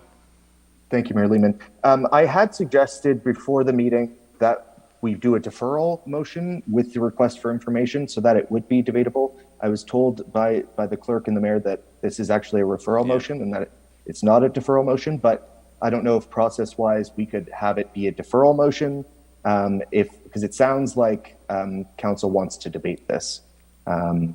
So that wasn't my intention to cut off debate. It was to push this to a later meeting so that we could have this information and make a sound decision on whether or not to cancel the project.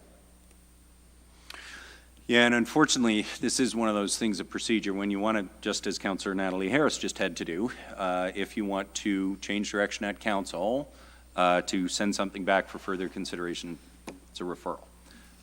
Other amendments could be put on the floor, but that's the way to get this back to general committee for a discussion with this information. So, I take your point, Councillor Thompson, but I think we are bound by procedure here. And I just held Councillor Natalie Harris and Jim Harris to it because that's the way our procedure works. And I think we risk going around and around here on whether or not we want the information. So the referral motion is to send a matter back to general committee. It is not to determine the outcome of the project, but it is to get the information that's being requested by this amendment, the costs associated with terminating the project. So I think I'm bound by procedure here, Councillor Thompson. Sorry, but Councillor Owen, we're going to proceed with your amendment as it's been circulated, unless there's any changes that you want to make. No, I think it speaks for itself in regards to the allegations that we heard about over the weekend.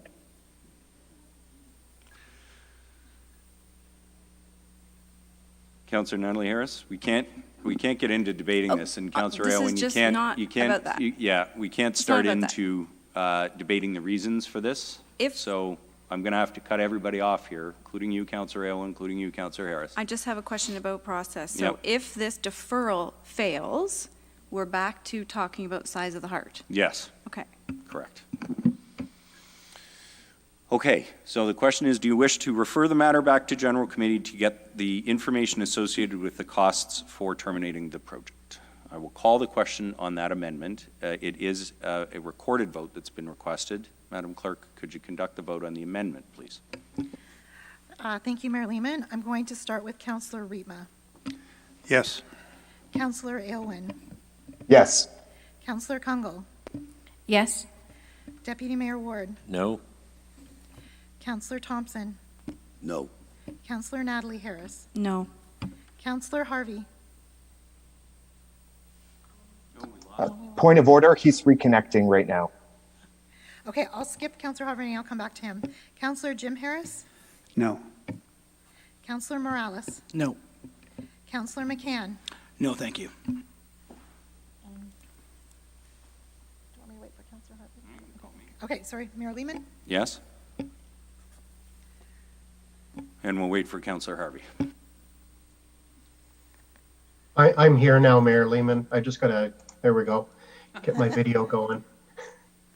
And I'll be a no. Okay, that fails.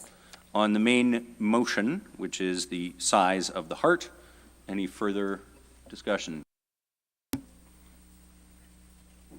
Thank you, Mayor Lehman. I do have another amendment seconded by Councillor Rietma, moved by myself. That's been circulated to members of council as well in advance of the meeting. So I'll move that now. That motion 22G062 of Section I of the General Committee report dated March 21st, 2022 be amended by adding the following paragraph. Paragraph 2, that Councillor McCann provide a list of donors to the Barrie Company to the city, and that staff in Access Barrie publish this list on the city's Barrie sign webpage. And I can speak to that. Okay, we have another amendment. It's moved by Councillor Elwin, seconded by Councillor Rietma. Motion 22G062 of Section I of the General Committee report dated March 21, 2022 be amended by adding the following paragraph 2, that Councillor McCann provide a list of donors to the Barrie Company to the city, and that staff in Access Barrie publish this list on the city's Barrie sign webpage. On the amendment, Councillor Elwin, go ahead. Thank you, Mayor Lehman. So as I've said, I think the most responsible and appropriate course of action would have been to pump the brakes on this project. But barring that, I do think we need to be as transparent and accountable to the public with these funds as possible. I haven't seen where these funds are coming through. They've been funneled through a company called Barrie, and I just have some questions about Point of order, Mayor Lehman, please. There was no funneling of funds. I don't think that's point of order. Councillor McCann, you may not have liked the term, but Councillor Elwin has the floor.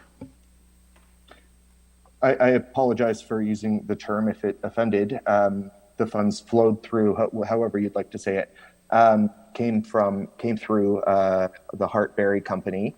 And I think the public should be aware of who's donating, whether it's companies that have dealings with the city or not. I think we need to be transparent about where those donations are coming from, and that's the intention behind this amendment. Okay, thanks, Councillor Elwin. On the amendment, Councillor McCann. Thank you, Mayor Lehman. So maybe just a question for the mover of the motion. And is there going to be a cost to these donors to be advertising on the city website? Like, are you asking them to pay to be on the Barrie City website? Absolutely not. So you're giving them free advertising on the Barrie City website, is what you're asking me to donate? Absolutely. Oh. Yeah. I like that framing of it. That's great. Completely in favor of it. Thank you. Okay. Any other comments on the amendment? Okay. Seeing none, we'll call the question. Those in favor of the amendment? Anybody opposed? One? Sorry, I didn't see the up top. Councillors Harvey and Owen, I'm going to assume, is in favor. Councillor Harvey's in favor. Okay, that carries. On the motion as amended, any further comment? Councillor Kungle. Thank you. Maybe just a point of clarification. The reference to the motion that you've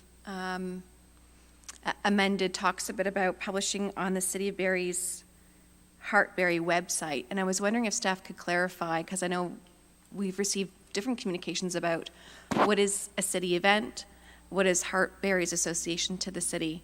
Is that a private website, or is this actually the City of Barrie site that we're managing? Ms. James Reid. Thank you for the question, through you, Mayor Lehman. I'm assuming that Councillor Elwin's motion is referring to on barrie.ca. If you go to the search and you search Barrie landmark sign, that is the page that we have information, because it was a council approved project, and so I'm assuming that is what he's referring to. Okay, and I'm seeing Councillor Elwin nodding. Thank you. Any further comments on Section I? Councillor Morales? Thank you. Thank you, Mayor Lehman. I'll be voting in favor of this section as amended. I probably have said it at previous meetings regarding this. At the end of the day, this is the city of Barrie. It's our namesake. This has happened on a national stage with our flag. This has happened on a different level in societies with different symbols and issues. My voting yes to the issue as amended, but I'm voting yes for the sign and the sign itself. My vote does not allow the sign to become appropriated to represent anything else, just the same way when people asked me about the Canadian flag and being used for other purposes, if I had a personal opinion on boycotting it. For myself, that is a no. This is our city. Our previous slogan was the people are the city, and my vote reaffirms to keep that as such. So this is about the city of Barrie and that sign. Okay, any other comments on the motion as amended? Councillor Natalie Harris? And thank you, Mary Lehman. Yeah, I'm going to vote in favor as well. And I think it's very important to clarify, because I've seen this in social media. This is donated funds. These are people that have chosen because they approve of this idea. Not everyone is going to approve of it, but again, I was talking about Cornerstone. Like, people are wanting to donate money and wanting to bring and provide as much as possible and give whatever their version of goodwill is. If this is where they choose to do it, then this is where they choose to do it. And if you don't, you don't. That's also the other side of it. So it's important. Now I love the amendment. We can have a list of those donors and give them the regard that they need, but they've chosen to put their money into this sign. That's important. Thank you, Councillor Harris. Any other comments? Councillor Riepma. Thank you, Mr. Mayor. I seconded the amendment that was carried, and now I'm going to vote against the motion itself. I'm going to do it for two reasons. One, I don't agree that the sign should grow bigger. I think it's already too big. But the other reason is that a guy that was really smart, his name was Marshall McLuhan, and he said, the medium is the message. And I'm very concerned with the news that came out this past week that this sign is a message, and it's not a good one. And I'm not in favor of that, so I'm going to vote against it. Okay, thank you, Councillor Riepma. Councillor Thompson. Thanks, Mayor Lehman. Through you. So I've listened to this, and I didn't want to talk about this because, to be honest with you, I'm sick of the sign. Like, for all the reasons. It's taken so much resources, time of this council. But I need to call out the hypocrisies here. I understand what everybody's tiptoeing around and, the allegations that this isn't vigilantism. Like, nothing has been proven. So this isn't our job. This council just voted unanimously on pickleball.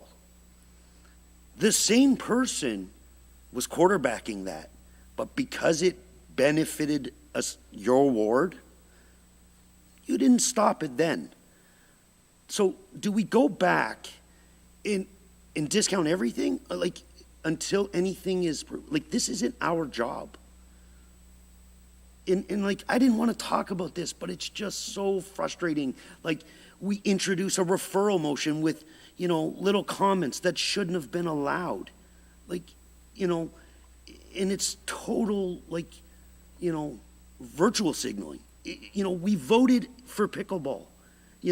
There's been videos of the same counselor talking about pickleball. And there are people in our community that are as angry about the pickleball as they are the sign because of that counselor. I'm aware of that. But this council voted in favor of it because, and they're going to tell me the benefits of recreation and, well, there's some people, there's people that donated up to $200,000 that believe it's a benefit too. So, like I said, we have a job to do here as council. We should do it. And in your personal opinions and what you think happens outside of here, there'll be a day when all that comes. But we've got to stay consistent as council. Okay, thanks, Councillor Thompson. Anyone else wish to comment on section I? Councillor McCann. Thank you, Mayor Lehman, and I just want to, I guess, stress my gratitude for the support of the Love Barrie sign. And I took on behalf of myself to actually raise some money and put some money in for myself to put up an ice sculpture that said Love Barrie. It was quite large. It was somewhere in the spot where it was going to go. And what sticks out to me and what kind of keeps on repeating itself right now was this woman who definitely was retired, came up to me and a fellow businessman in Barrie, and she said, is this the sign? And I was like, no, this is just a replica, a nice version of it, and the real sign's going to be a little bit over there and blah, blah, blah. And she goes, yeah, I hate the sign. But after seeing this ice sculpture, it's growing on me. This is change. This is changing one of the best waterfronts that the world has. We have one of the best waterfronts. And this sign is representing 3 things, not 4. The 3 things to me is connecting to the city, connecting to the politicians, connecting to the business world, connecting to your family, connecting to our environment. It's about inspiring, having something that we all can be proud of. We live in one of the best cities in the world. Just look what's going on in the war. Ask anybody who's gone over there to help, which we have mutual friends in this room that have gone over there. It's hell. We live in a beautiful place. We're just trying to celebrate this sign by saying, Love Barrie. Number 3, is to have fun. It's to have fun. Can you just watch your grandkids, your kids, your grandparents, your first date, your weddings, your all wanting to get in between that heart? And I say it's 3, not 4, because this has nothing to do with Mike McCann.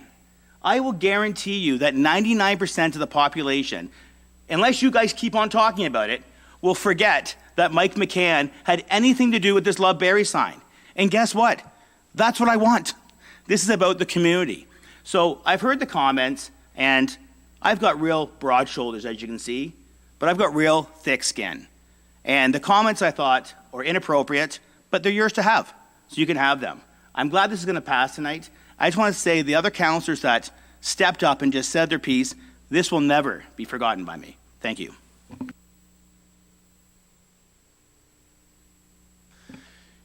Anyone else wish to comment? Councillor Natalie Harris, I think you spoke to this already, did you not? Is more of a point of clarification. No such thing unless there's a point of order in it. Can't sort of get another All comment right, in. never mind. Sorry. Any other members of council who haven't spoken and wish to speak to the item? Okay, call the question on it.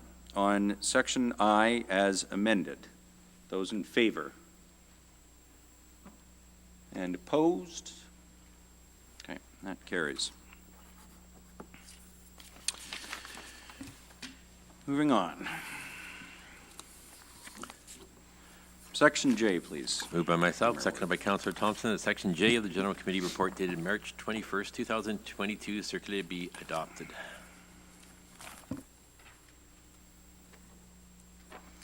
It's moved by Deputy Mayor Ward, seconded by Councillor Thompson. Section J of the General Committee Report dated March 21st, 2022, as circulated, be adopted. This is with regards to school safety.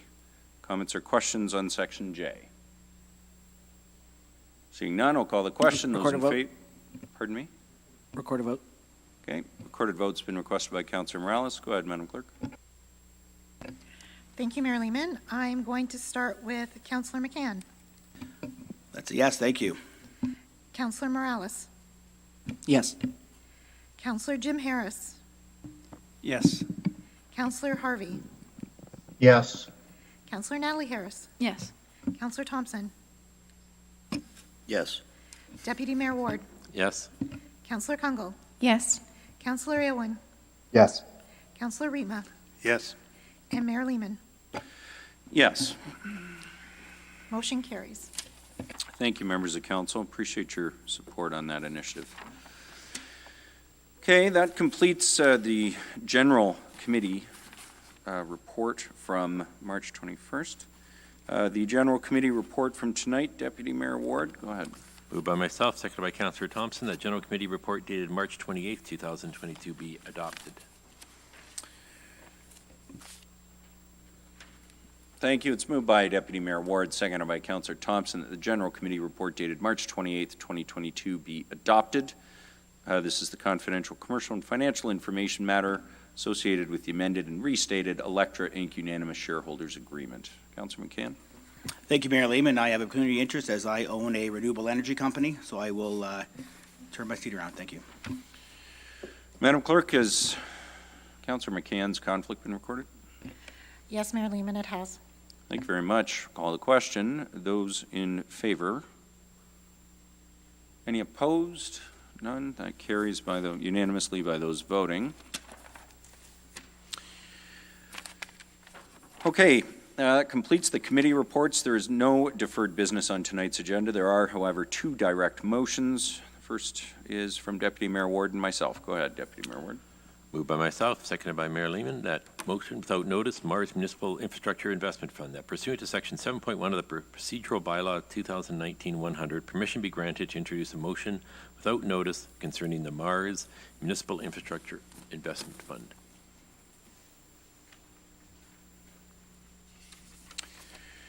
Thank you. It's moved by Deputy Mayor Ward, seconded by myself, that pursuant to Section 7.1 of the Procedural Bylaw, permission be granted to introduce a motion without notice concerning the Mars Municipal Infrastructure Investment Fund. Requires a 2/3 majority to get the motion on the floor. Any comments on the procedural motion? Okay, seeing none, I'll call the question. Those in favor? Anybody opposed?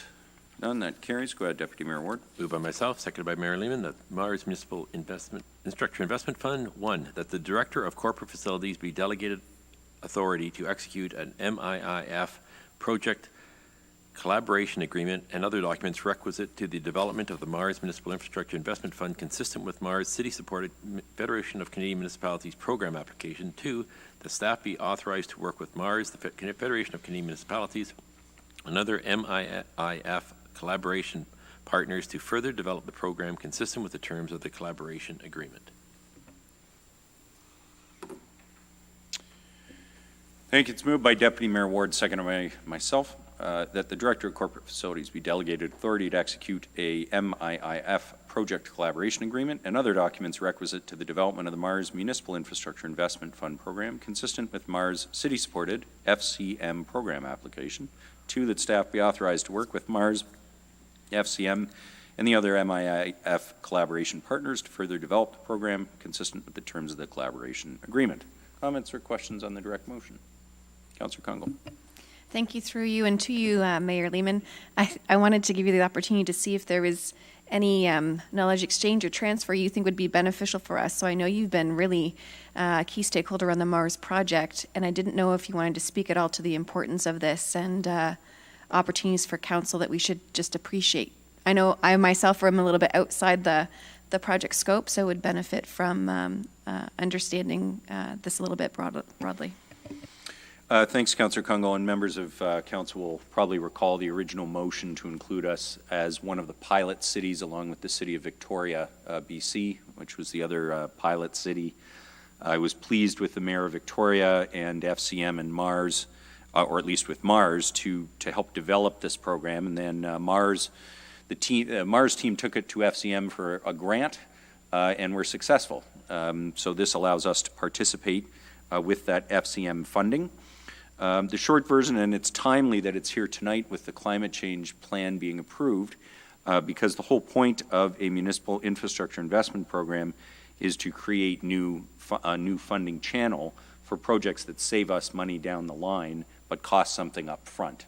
It's based loosely on the Mayor of London, England's climate change fund, which the initial investment there was, I believe it was £5 million, and it was leveraged 10 times by corporate social giving and philanthropic and impact investors. So basically what it did was channel a whole bunch of money into projects in the City of London, England, to fight climate change. And we just, that list is literally in our agenda tonight. All of that work that we just approved, some of it's going to be very expensive, and this may be a very good way of paying for it, and getting the people out there in Canada who want to fund carbon reduction programs and climate change investments to be able to do that. It's worked in England. It's worked in the States, actually, in some states, and Mars would like to do it in Ontario through this program with FCM, and I think we're lucky enough to be one of the pilot cities. So this enables our staff's participation, but that's the broader context for the motion that's in front of you. Go ahead, Councillor Congo. Quick follow-up. Is there anything to further appreciate around the funding that we were eligible for, but when we will see kind of the use or flow of those funds around projects being able to apply towards them? Is that something coming in 2023 or further out? Yeah, Mr. Hughes might be able to advise on the timing, but by memory, the grant funding from FCM flows to the Mars team right away, so they're able to proceed with that. I think I saw the email actually yesterday to kick off that phase. But in terms of new funding for projects that are, for example, in our climate change plan, this is to work up the fund. So that's probably some time out. Now, I will say, though, not to create expectations, but Mars went and engaged 5 major financial institutions, Van City, the Royal Bank of Canada, and a number of others in the pilot, and it's being co-developed with those financial institutions. So we got to sit in the meetings with the people on the funding side to understand what they were looking for out of our projects, not just sort of sit there and guess. So I guess what I would say, without creating too much expectation, is there's a lot of appetite for this type of investment. So I would hope that this would be able to quickly create an opportunity for our projects to pursue this kind of funding. Final comment, I guess I would just say in acknowledgement of your leadership, thank you for this. I think it's been a gift to us that you've been able to handhold it to where it is and to the benefit of Barrie. Thanks for that, Councillor Kungle. All the credit to Mars, or most of the credit to Mars. I think there's people there that are trying to do this on behalf of Ontario's municipalities, and they have an interest because they have a mandate to do these sorts of things in terms of the Centre for Social Impact Investing at Mars. But it was their staff that did all the heavy lifting to go get the FCM funding and engage all the financial institutions. But it's very innovative, so it's exciting. Councillor Morales. Thank you, Mayor Lehman. Love the program, love the desire to partner and leverage and repatriate money back to our community. What is the logic behind delegating authority to staff on this? My understanding would be that, again, I've tried to move amendments and motions to apply for certain grants, and I should know better. Staff are always applying for grants, so they're not needed. So wouldn't it just be logical for when staff do finally come to a draft project collaboration agreement for it to either come to council to be ratified, or at the very least circulation list, and then referred to an appropriate committee? I'm just curious as to why we're delegating the full authority. I think either this council or the next council, whatever the timing might be, might want to have some sort of review over a very worthwhile initiative and a very worthwhile partnership. I guess I'll put that one to Mr. Hughes. Your Worship, through you to Councillor Morales, if you're referring to Part B of the second part of the motion, the delegated authority for staff to spend time, is that what you're referring to? Through you, Mayor Lehman, to Mr. Hughes. It includes Part 1, that the Director of Corporate Facilities be delegated authority to execute the MIIF Project Collaboration Agreement and other documents requisite to the development of the WORDS program. And then that staff be authorized to work with, I don't really have a project with number 2, because it's the work gets you to the agreement, but it's the first part that delegates the authority, I believe, to yourself or designate to just execute into the agreement without general committee and then council review. Okay. Thank you for the clarification through your Worship to Councillor Morales. It was Mars that was the applicant through FCM. It wasn't the City of Barrie. So they're asking us to basically agree to be a a collaborator of this. And there's a license document, like a legal document that we need to sign. So we don't have delegated authority to sign that document. So that's the intent. Through you, Mayor Lehman, to Mr. Pugh. So because it's Mars who's the applicant, not us, essentially council in this loop, feedback loop, we're essentially redundant. We just need a signature, really. Is that why there's no need for it to go to General Committee and Council first? Through your worship to Councilor Morales. So council has already endorsed the application. This is a business arrangement. So this is the actual contract that we're signing with Mars. And it has terms and conditions associated with the program and staff support of the program, the development of the program. That's the second part of the motion. So this just allows us to sign a contract. Okay, perfect. Is there a reason why the contract, through your Mayor Lehman to Mr. Pughes, should go? Just wondering if there's a technicality I'm missing. Why it shouldn't be delegated, that you can just sign it and then off we go? Is there a timeline, for example? Is there an urgency? Instead of coming to General Committee, we pass it on consent, it goes to City Council, and then, Council gets an opportunity to go through that process. Is there a specific reason? Through your worship to Councilor Morales, it's a legal document. I don't know that council would normally sign that sort of a document. Okay, so it's just basically efficiency and the fact absolutely. that Mars is the applicant. Yes. Okay, yeah, no, I was just curious if there was something special, maybe that we were going lame duck or summer recess, but to conclude with a positive energy, I think this is innovative, I think this is necessary, and again, I've always said, let's repatriate taxpayer dollars that are going to other, that is available at other levels of government back to the province, so definitely kudos to everybody involved on this file. Thanks, Councilor Morales. Anyone else wish to comment? Okay, seeing none, I'll call the question. Those in favor? Any opposed? None. That carries. Thank you, members of council, for your support on that. Okay, we do have a presentation. We are also at 9 o'clock. Do members of council wish a break before the presentation, or do you wish to complete the agenda with a presentation, inquiries, and announcements?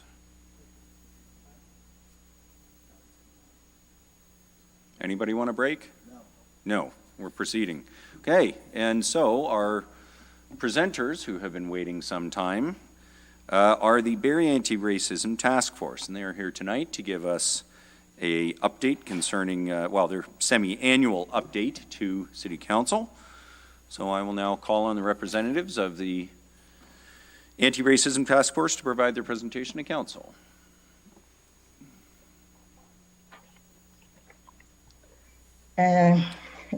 My name is Esther Nyolu, and before I continue, I must acknowledge that I am making this presentation from my home in Barrie, which is the traditional territory of the Three Fire Confederacy.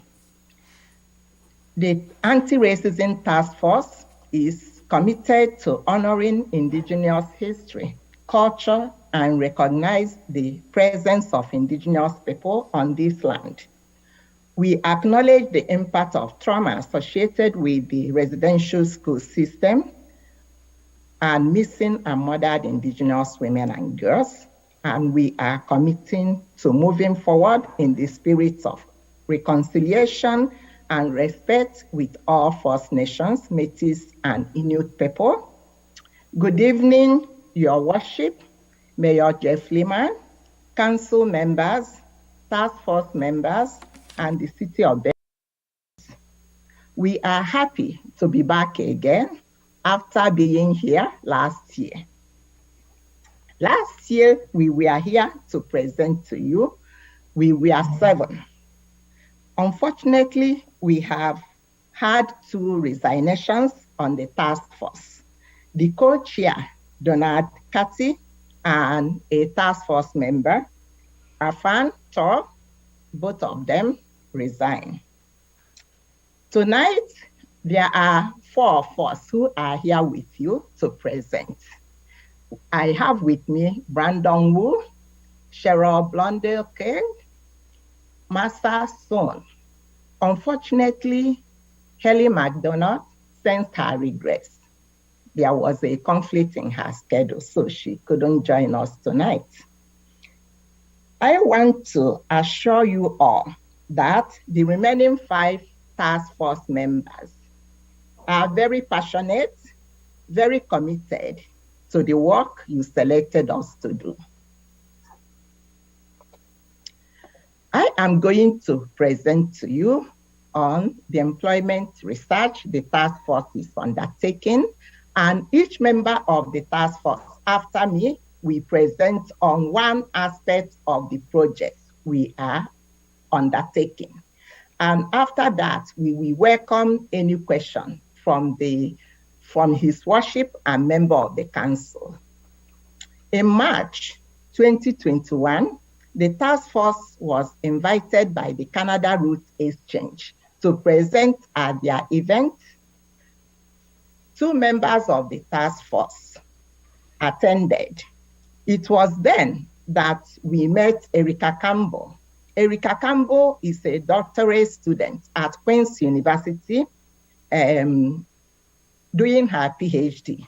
She proposed to assist the members of the task force to do a research project on employment experience for members of the racialized communities in Barrie. So we went for this proposal, and we are looking forward to what we are going to accomplish. The research objective is to analyze and collect data on experience of racialized and equity-deserving individuals working within healthcare system, policing, municipal government, and education within Barrie. Incorporating anti-racism practices implemented by leadership within each employment sector. The research design will include qualitative description and community-based participatory research.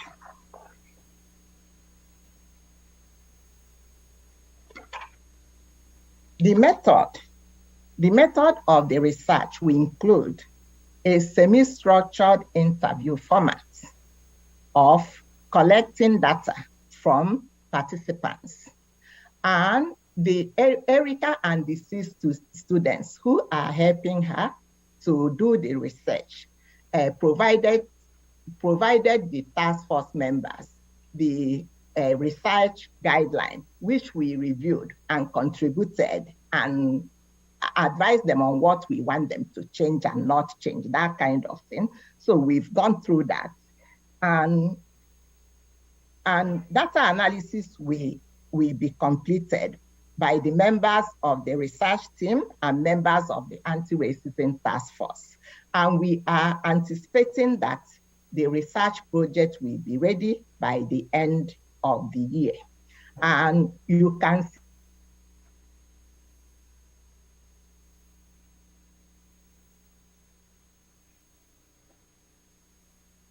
see the timeline for the resume of the activities of the interview. We are in the process of interviewing members of the community who are participating in the research. And after that, all the data collected will be analyzed, put together, and produce a report, which will be shared with you later on. So I will stop here so that another member of the task force will pick up, will present to you on another initiative the task force is working on. Thank you. As I said at the end, we will welcome questions from you. Thank you, Esther.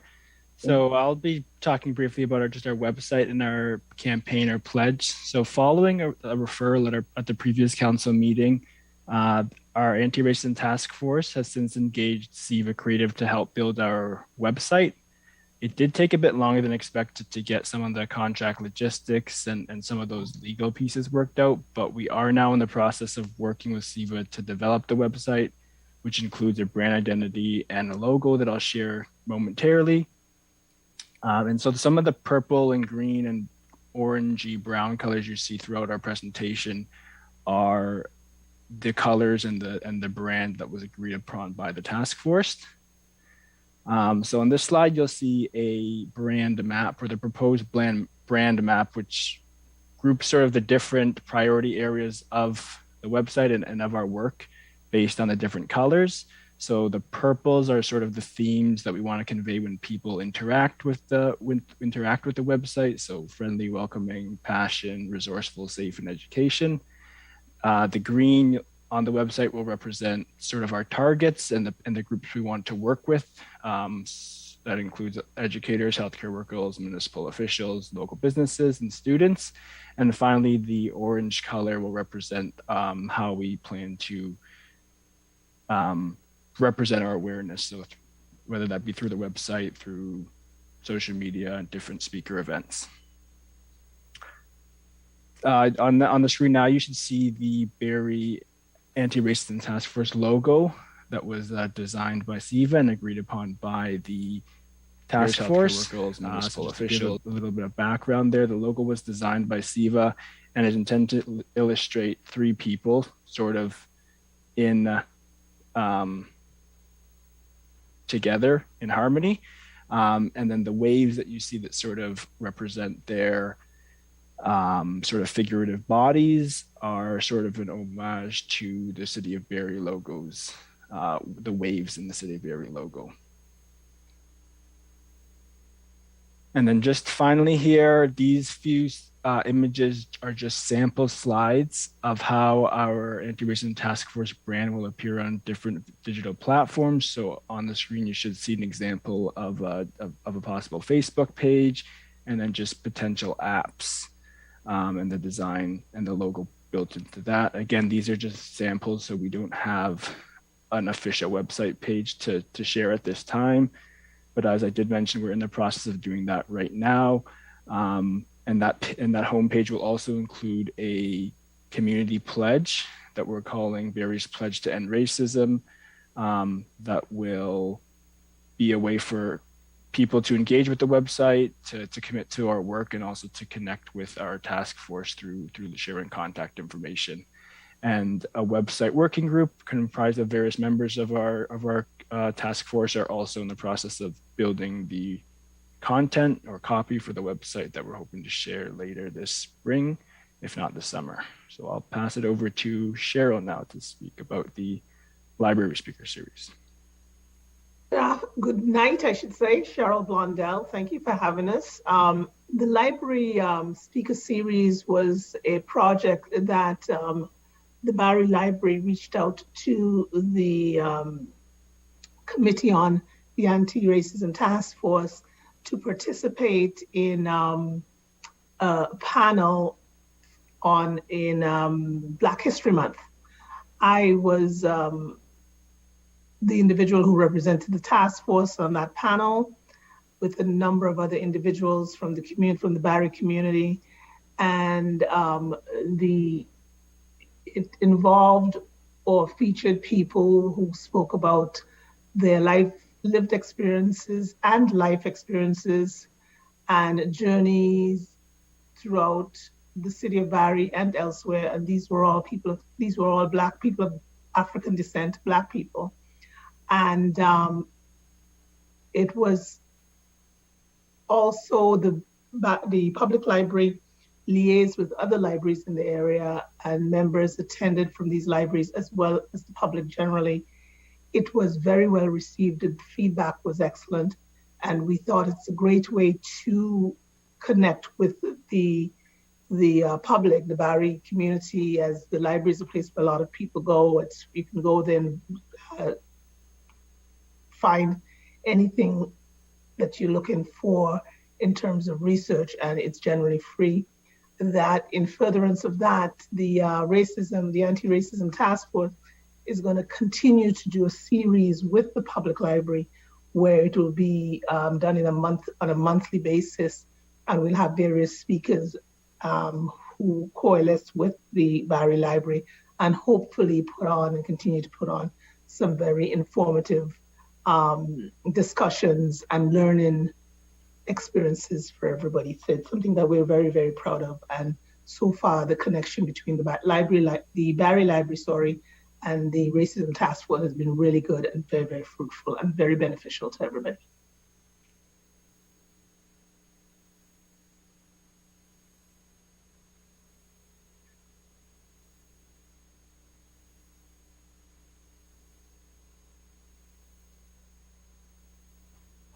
This is you, Massa. Well, hello, I'm Massa Sony. The Anti-Racism Task Force recognizes the importance of working with other committees and organizations that exist in the city of Barrie. We are endeavoring to build important partnerships with them wherever possible. As such, we've been pleased to attend the past 3 meetings of the Town and Gown, a committee striving to maintain a smoother relationship between the city and Georgian College. An ongoing concern of the committee is the shortage of affordable student housing.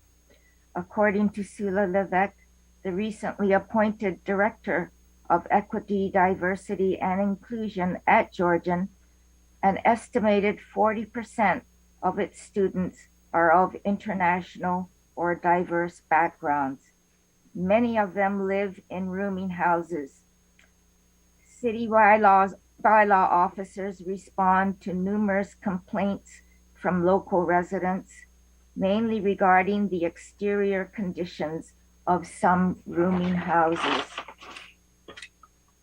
A suggestion made at the last Town and Gown meeting was to devise a program aimed at introducing international students to Barrie to help them to better integrate within the community. A key topic would be an awareness of the recycling and green bin program, which many international students may not be familiar with. As a member of the task force, I would welcome an active involvement in such a program. Secondly, Town and Gown members discussed participating in It Starts, a Simcoe County online anti-racism initiative, which was inspired by the Australian model. It Starts' goal is to increase public awareness of the different forms of racism which exist within the community. We on the task force have signed on to It Starts and support Town and Gown's vision of the city of Barrie officially adopting this campaign. Sorry, my throat's funny. Lastly, it was noted by members of the Town and Gown that their membership lacked diversity. The Anti-Racism Task Force would be pleased to work with them and with other city committees such as Accessibility Barrie in reviewing the member selection process and perhaps assisting in recruitment, all the while being mindful of equity and diversity. So saying, we fully understand that the final selection of committee members is at the discretion of City Council. Thank you very much.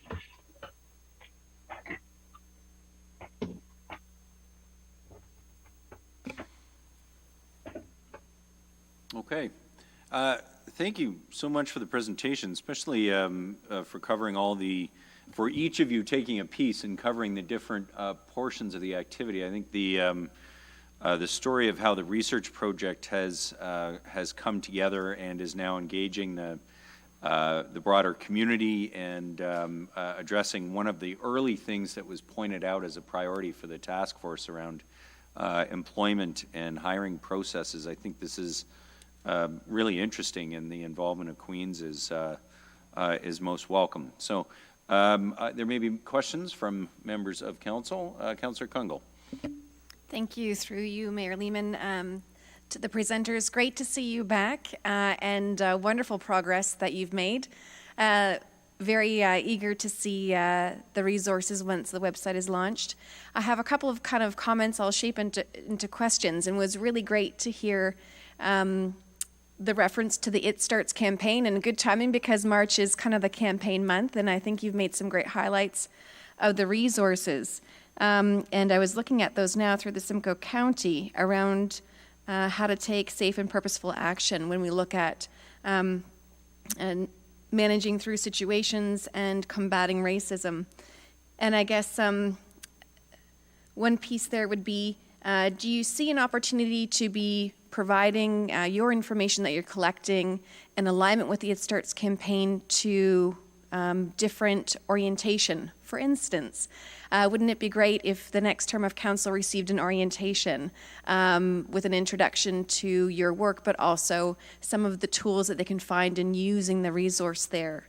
When we talk about committees and employment and other pieces, are there things that you might be finding where you might have recommendations for us about how we even seek individuals to committees and how we improve the way in which we expand access to those opportunities, but also how we look at diverse and inclusive processes? So not to be critical of ours, but I believe we can always do better. And so would love to see if that's something in the plans as you move forward and build the resource out about the potential to come back to the next term of council with some tools and maybe a good beginning of term orientation.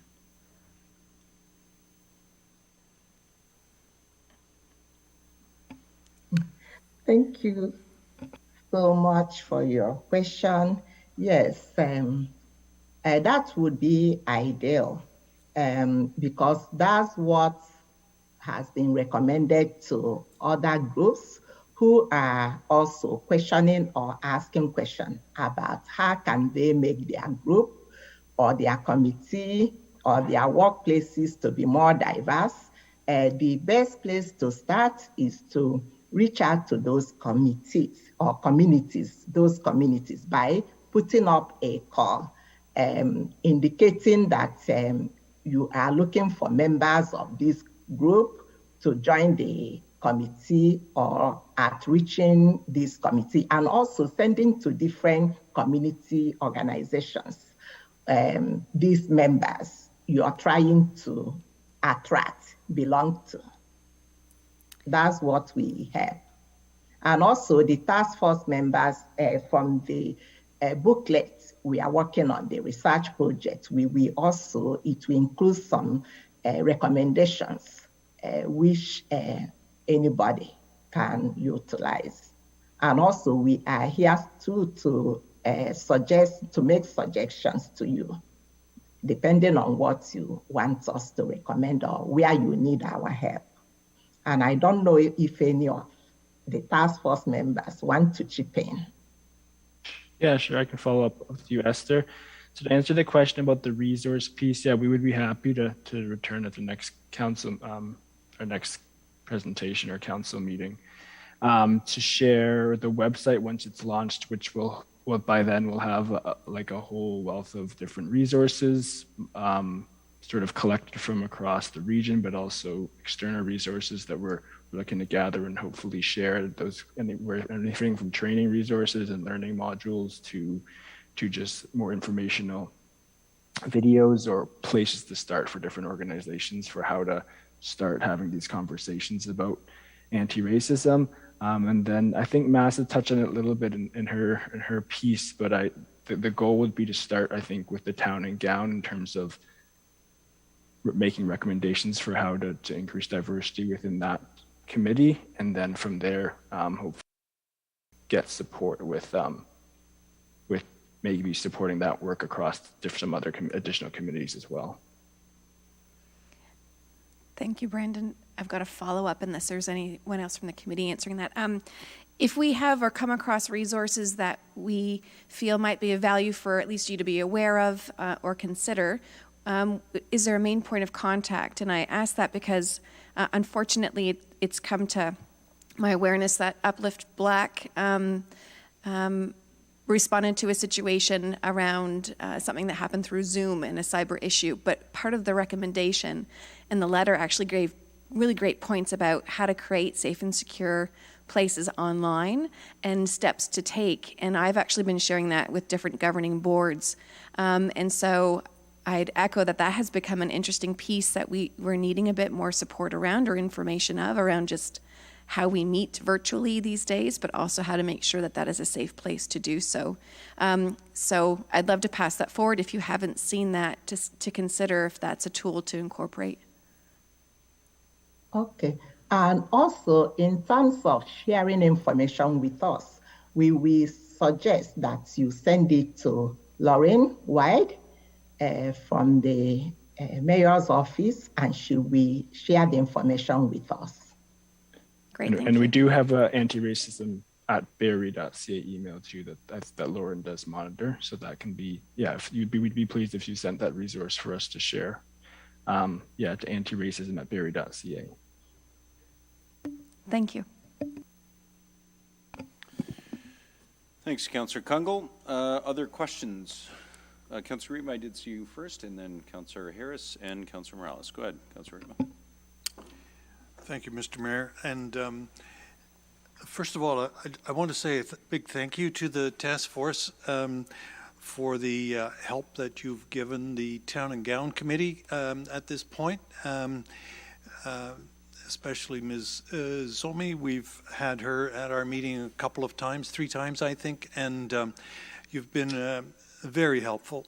I might also say, mention to the members around the table here that the Town and Gown Committee has adopted some motions dealing with increasing the committee's diversity and looking at other things that council could do with respect to greater diversity. And those motions will be coming before us in the next month or two. So stay tuned for that. I think the other thing I just wanted to say was that I really like your new logo. I think it really is very colorful and it's very expressive as well.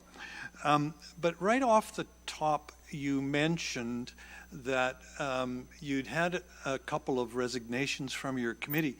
And my question to you is, do you need council to appoint more members, or do we need to support you in some way that the committee can function better? And of course, you're down a couple of members. So how can we help you to do the job that you're busy doing? Well, thank you so much for asking and for offering support. We appreciate that. I know we have talked about this at our meetings on few occasions, and it has been decided that we have done a lot of work and a lot has happened. Bringing new people, we make things more complicated. So we said we should stop, we should not recruit new members until we finish our first term. Then we will start recruiting. We will discuss it with you to start recruiting. And also we are looking at the criteria too, because the new members who will be coming on, we want to include youth to be part of the task force members. Thank you very much. Yeah. Thanks. So that is something that we are planning to do in the future, not right now. We work well now at this stage with the group we have. We are efficient. We've come this far where we know and understand each other. And our term, because we're more than halfway through the term, it just makes sense that we wait until our term comes closer to an end. And we are discussing the criteria of who would like to see, like as Esther just indicated, the criteria of what the new members should look like in terms of youth, i.e. somebody probably under the age of 25 or thereabouts, to, gives us a good reflection of the community and able to tap into the younger people in the community. Okay, thank you both so much for that. Next is Councillor Morales, and then Councillor Jim Harris. Thank you. Thank you. That was a bit of beatboxing. I see so many smiles there. My voice is quieter. Thank you for the presentation to the members of the committee. Had a couple specific questions. Could we go very quickly, and then we'll go back to everybody's faces. Could we go to the slide that had the circle of, I'll give staff, slide number 6. So our targets, these are the groups that we're hoping to kind of support, target, help, and one of them includes municipal officials. Obviously, I presume the intent municipal officials, that includes politicians, staff member, anybody who's influencing and shaping policy at the municipal level. I see Mr. Wu nodding along. So staff, if we can now go back to the members of the committee. I think I've covered this slide. So, and this can go to any member of the committee. So I pulled up the Affordable Housing Task Force recommendation report that the committee gave to the province about a month or so ago. And I'm going to read an excerpt from page 6 quickly. The high cost of housing has pushed minorities and lower income Ontarians further and further away from job markets. Black and Indigenous home ownership rates are less than half of the provincial average, and homelessness rates among Indigenous peoples are 11 times the national average. When housing prevents an individual from reaching their full potential, this represents a loss to every Ontarian. Lost creativity, productivity, and revenue. Lost prosperity for individuals and for the entire Ontario economy. And then there's another section that's very specific that said escalating home prices over the last decade has pushed the home ownership dream out of reach for a growing number of aspiring first home buyers. And while 73% of Canadians are homeowners, this drops to 48% for Black people, 47% for LGBT people. Stats Can is studying rates for other populations, including Indigenous people who are severely underhoused. Reason I bring that up is I follow a whole bunch of real estate people on Twitter, what you call GTA real estate people. And Councillor Alwyn might be excited that I'm educating myself on subjects such as possible systematic racism within systems.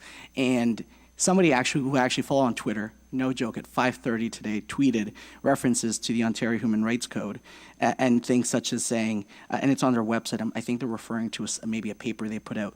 NIMBY opposition to affordable housing developments was a major human rights issue raised by consultees, including both tenant advocates and housing providers.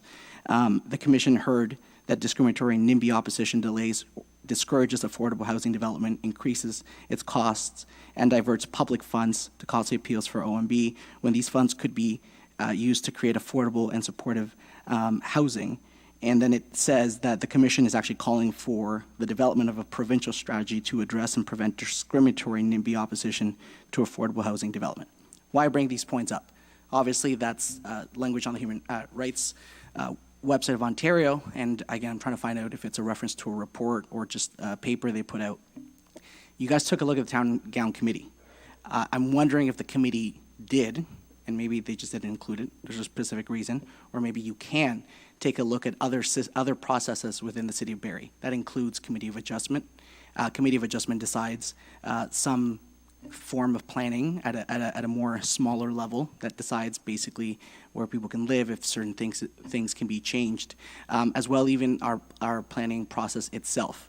Because again, I've been hearing this a lot more out of Toronto City Hall, but obviously with the task force, and I read it verbatim, so if people didn't like maybe some of the language I used word by word, it's coming out of the task force report that was given to the provincial government, and there's also language on the Ontario Human Rights Code. I'm wondering if this committee sees it within their mandate to review those processes to make sure that we reduce or break down any possible systematic racist practices, policies, or blind spots within our own planning process. Thank you for sharing that piece with all of us.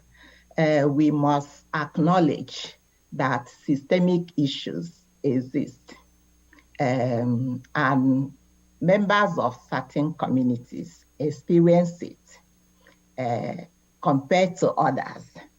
There is inequality, inequities that exist in our system, and we must acknowledge that. Not acknowledging it, we are deceiving ourselves. And when you look at our society, we have a huge housing crisis, not only in Barrie, all over Ontario, and I will say all over Canada. Housing, buying a house now is unaffordable compared to 5 years ago or 10 years ago. It has gone up so much, so high that a lot of families cannot afford to purchase a home.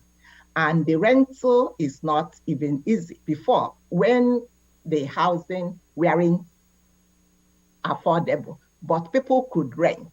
But now, including rental properties, they are so expensive. Housing has gone up. Low-income people are having a lot of challenges renting, not to talk of buying. So we appreciate if cities, towns can invest in building more affordable houses for low-income families.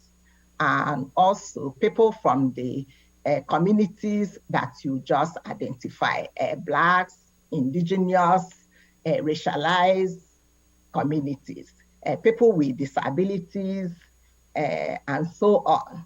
Those suffering more. And we know during the pandemic, a lot of people lost their jobs due to lockdowns and due to the fact that a lot of businesses were put on hold. So a lot of people lost their job. How would we expect these people to afford housing on private markets or even purchase a house? What kind of income? And this day, it is not easy to purchase. The interest rate has gone up, and the criteria for you to purchase a house has gone up. And if you're buying a house of 800 and something, most of the houses are in 700, 600, 800, 1 million, 1 point something million. I know Barrie used to be so affordable some years ago. It's no longer. Go check out all the new properties development. They are starting at 600 and something, 700 and something. So we find ourselves in the same predicament that other regions are finding themselves. Housing is a big issue. My dream is for each town, cities to build more affordable housing for low-income families. Perfect. Follow-up question through Mayor Lehman. So, Ms. Nyolu, Councillor Natalie Harris and I will be bringing an item next week, I believe, inspired by Councillor Jim Harris about getting kind of a youth perspective, a youth committee council, if you will, about creating a renters committee. I think with chats with Councillor Natalie Harris, again, inspired by yourself, Councillor Jim Harris, that's a perspective that we've been lacking, not intentionally, but we've been lacking from the discussion in our decision making. So, Renters Committee may be coming soon. Stay tuned. As it relates to race, anti-racism, and again, it's incredible the people you discover on Twitter, and again, what I'm reading there on the Ontario Human Rights Code saying NIMBY opposition to affordable housing projects can violate the code when it results in changes to existing planning process, barriers to accessing housing, or expose proposed residents to discriminatory comment or conduct.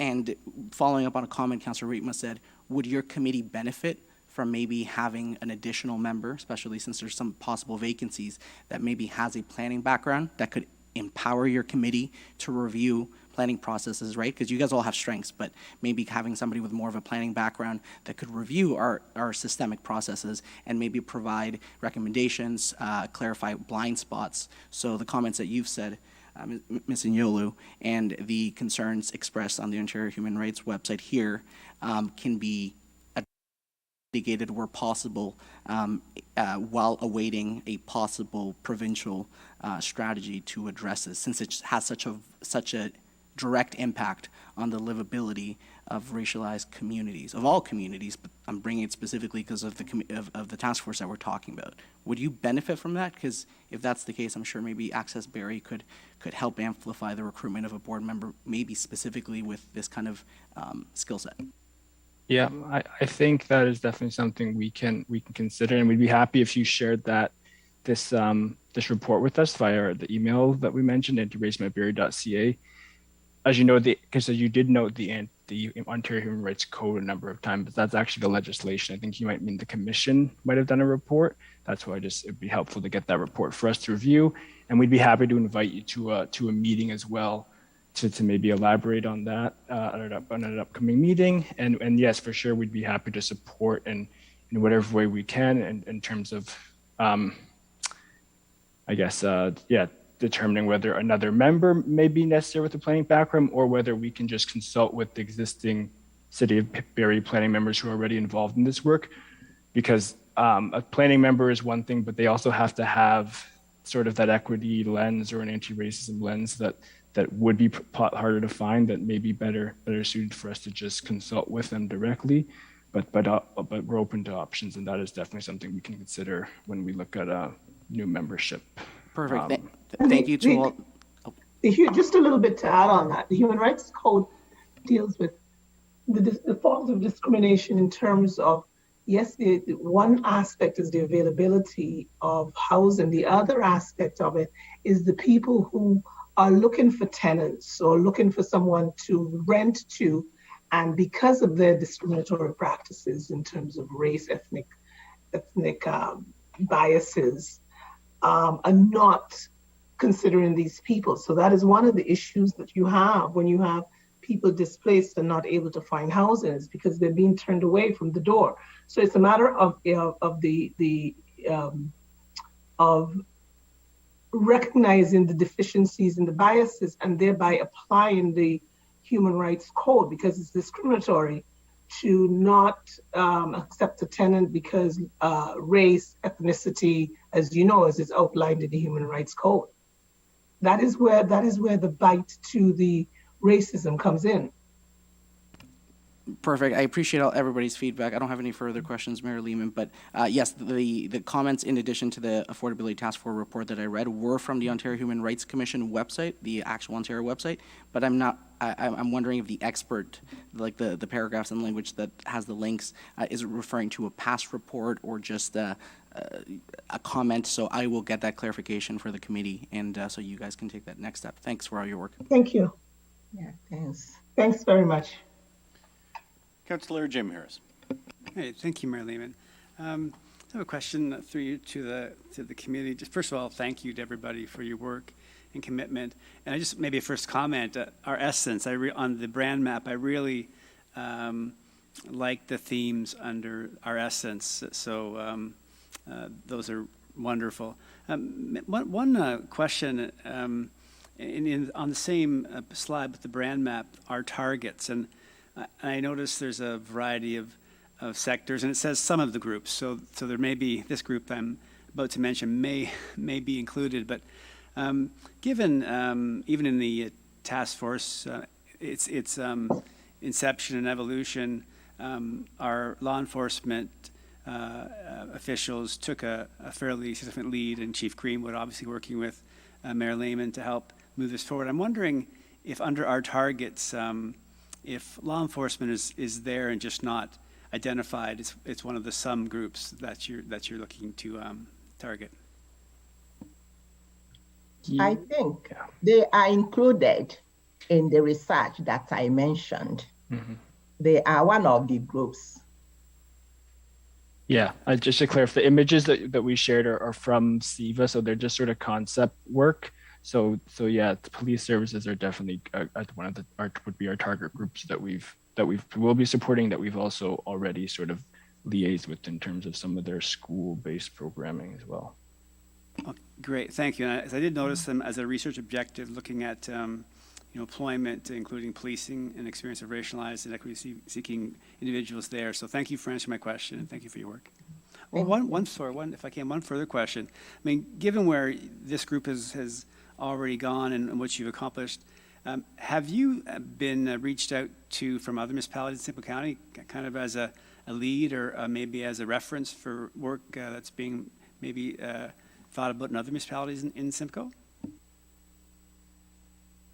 To our knowledge, I don't think we've gotten contact from other municipalities. It is something with the campaign piece that I briefly talked about. Once that sort of comes to fruition, we're hoping that it'll be actually a way for us to connect with other municipalities and to start those conversations across Simcoe. Thank you. Actually, we haven't done so because we are trying to do our work first before we can start outreaching to other communities doing the same work. Yeah, that makes sense. I was thinking they might come to you because of all you've done, but thank you. I understand taking care of the Barrie work first, so thank you very much. I will say, Councillor Harris, that the Mayor of Aurelia contacted me to set one up there, and I don't know if that's proceeded. That was a couple of months ago, but he had heard about the work here and was impressed by what our anti-racism task force had done here himself. Any other questions for the task force? Okay, seeing none, I want to thank you, members of the task force. You know, it was important to myself and Chief Greenwood when this initiative began that you be independent of City Council and choose both your mandate and your priorities and projects yourself. And I think now, sometime later, it's very evident that you're moving in directions that are needed in the community. The work with Town and Gown, the work on hiring, the work through the library on anti-Black racism, and obviously broadening the scope of what you're doing through the online work. So thank you very much to each of you for your individual and collective efforts on behalf of the ongoing fight against racism in our community and for growing understanding. So thank you for being here tonight and for your work every day. Thank you, Your Worship, and thank you, the council members. And before we depart, I have one request from the task force members. All right. They wanted me to present to you tonight for consideration. They wanted the extension of our term because we have a lot of activities we want to complete to see finish before we move on. So we are requesting if our term can be extended to enable us to finish the work we have on hand to do.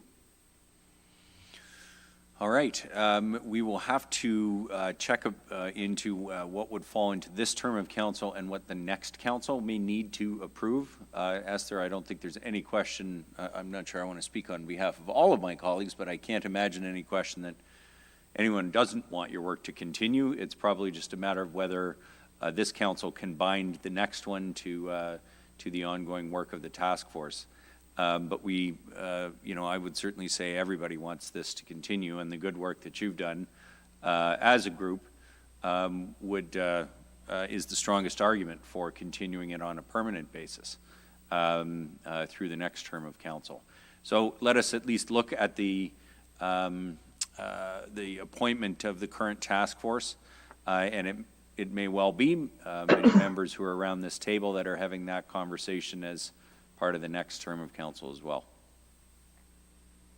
Thank you very Your much. Worship. Thank you. Okay. Thank you for having us. Thank you very much.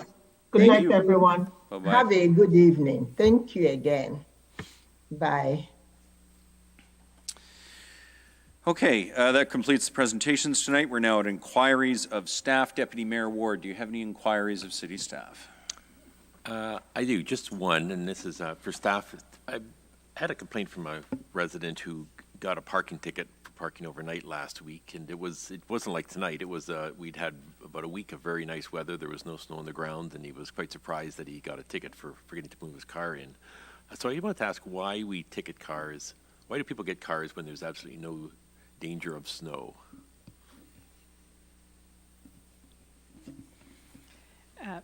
Through Mayor Lehman to Deputy Mayor Ward. So the bylaw is in effect for the period of time that includes up to March 31st. The bylaw is not does not require there to be snow for there to be a parking violation, and the reason there's a number of reasons for that. Typically, you know, people are creatures of habit, and they may develop a habit to park in an area where snow removal will be required at a later time. As we saw this past weekend, we had snow, even though the week prior to that we didn't. Sometimes people revert as soon as the weather is nice, whether or not the bylaw is still in effect to protect our ability to clear the streets for winter operations. So we are generally ticketing overnight when it's clearer out is often as a result of a complaint. And that may be a complaint from a resident, or it can be a complaint from the operators of the plows or the same that if the vehicle is there next week when there is snow, that they may not be able to pass the street with their equipment. Okay, thank you. Thanks, Deputy Mayor Ward. Any other inquiries of staff? Okay, seeing none. Announcements, members of council? Oh, sorry, Gary. Actually, Mayor My Lehman, I have a apologies. Go ahead, Councillor Harvey. Go ahead. Thank you, Mayor Lehman.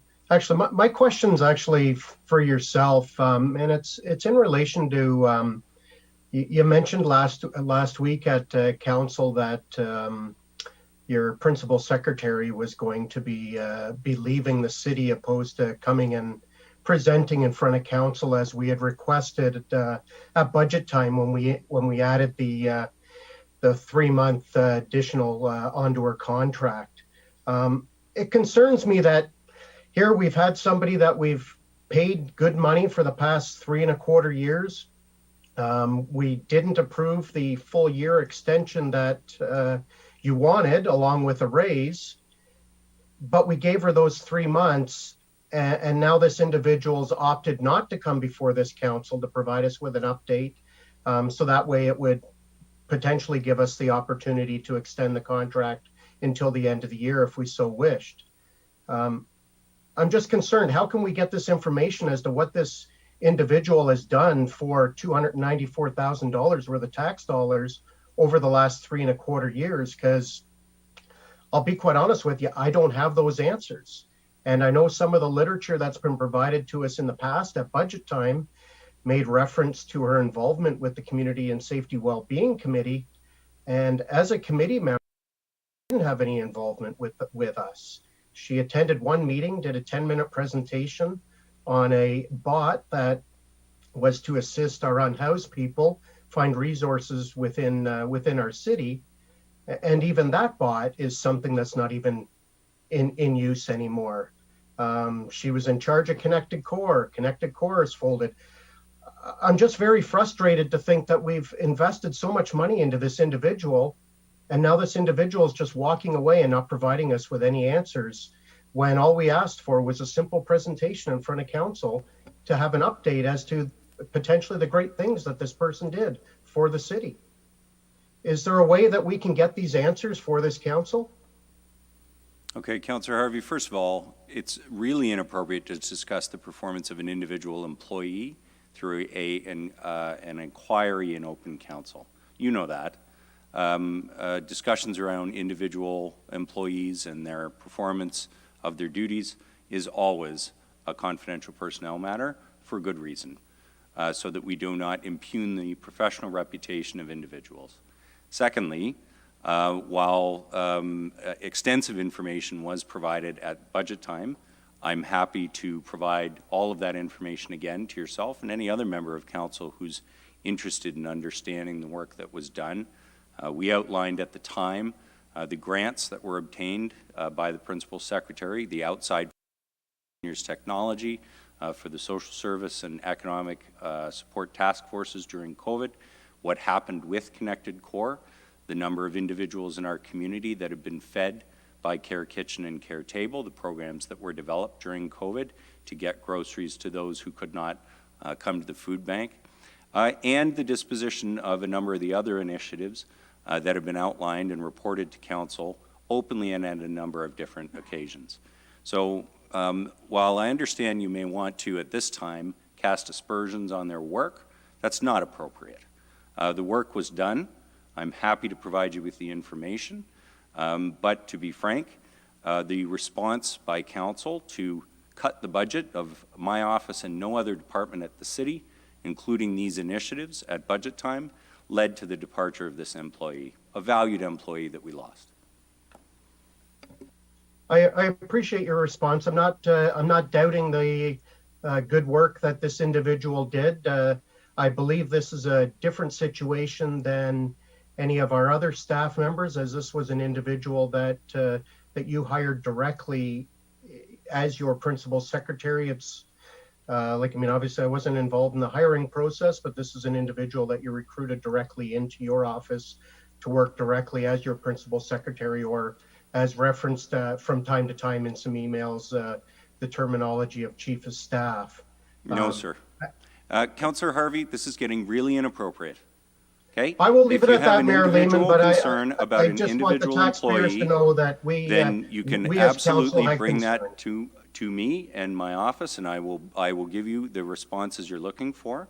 But no employee of the City of Barrie is treated in this fashion. None, regardless of which office, department, or role they play, for good reason.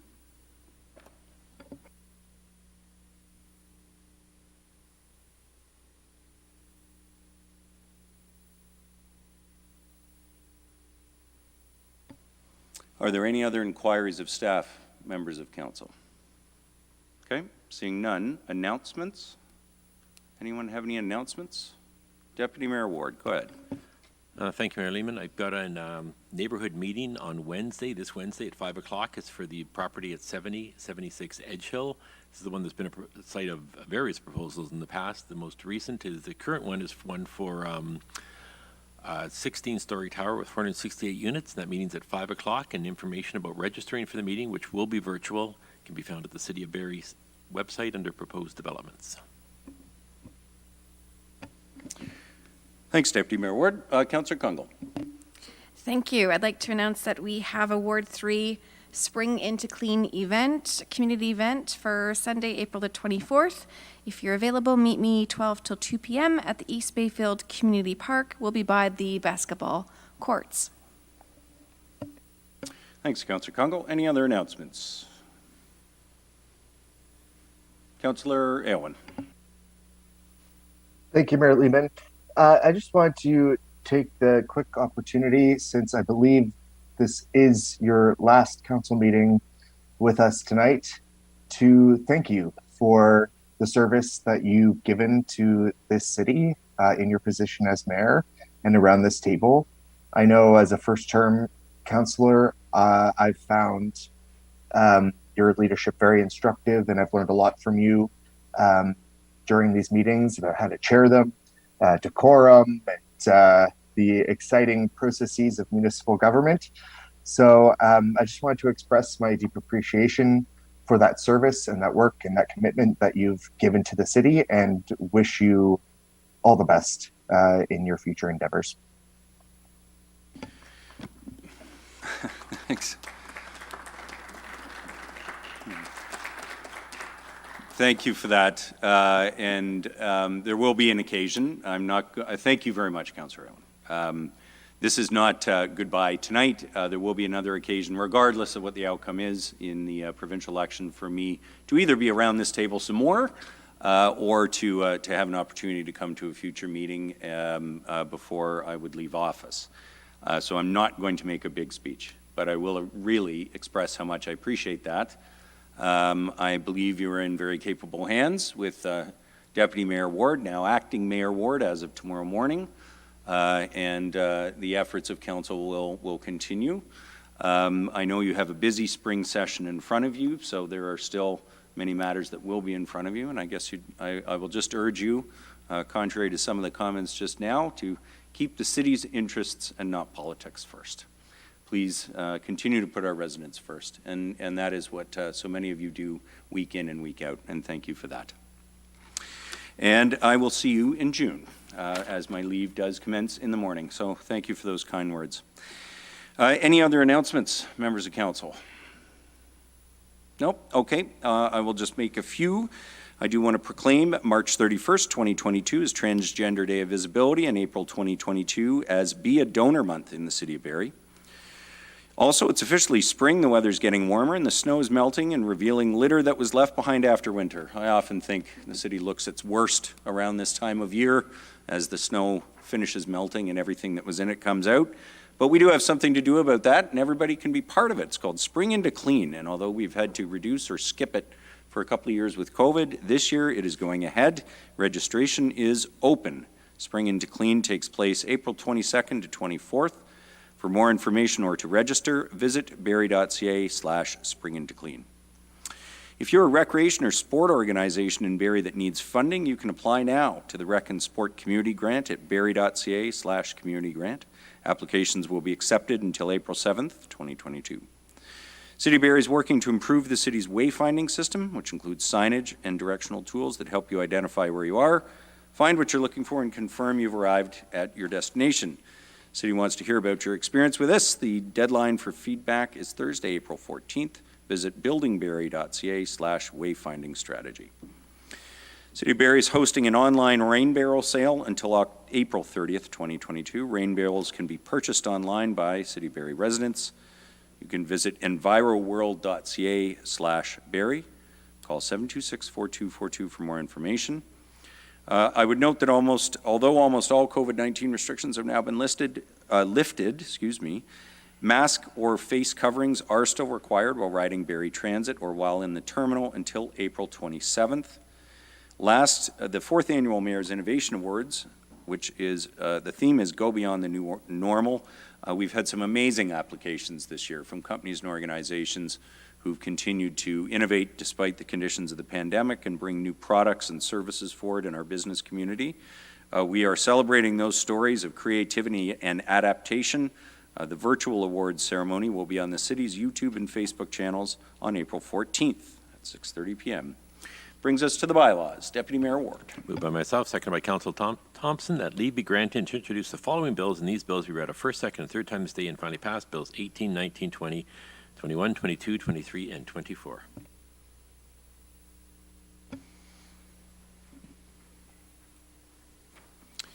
It's moved by Deputy Mayor Ward, seconded by Councillor Thompson, that leave be granted to introduce the following bills, and these bills be read a first, second, and third time this day and finally passed. Bills 18, 19, 20, 21, 22, 23, and 24. Comments or questions on the bylaws? Seeing none, those in favor or any opposed? None. That carries. Deputy Mayor Ward. Moved by myself, seconded by Councillor Thompson, that leave be granted to introduce the following bill, and this bill be read a first, second, and third time this day and finally passed. Bill 25, the confirmation bylaw. It's moved by Deputy Mayor Ward, seconded by Councillor Thompson, that leave be granted to introduce the following bill, and this bill be read a first, second, and third time this day and finally passed. Bill 25, confirmation bylaw. Comments or questions? Seeing none, those in favor? Any opposed? None? That carries. Can I have a motion to adjourn? Councillor Harris, seconded by Councillor Natalie Harris. We are adjourned at 9:58. Thank you very much, everyone.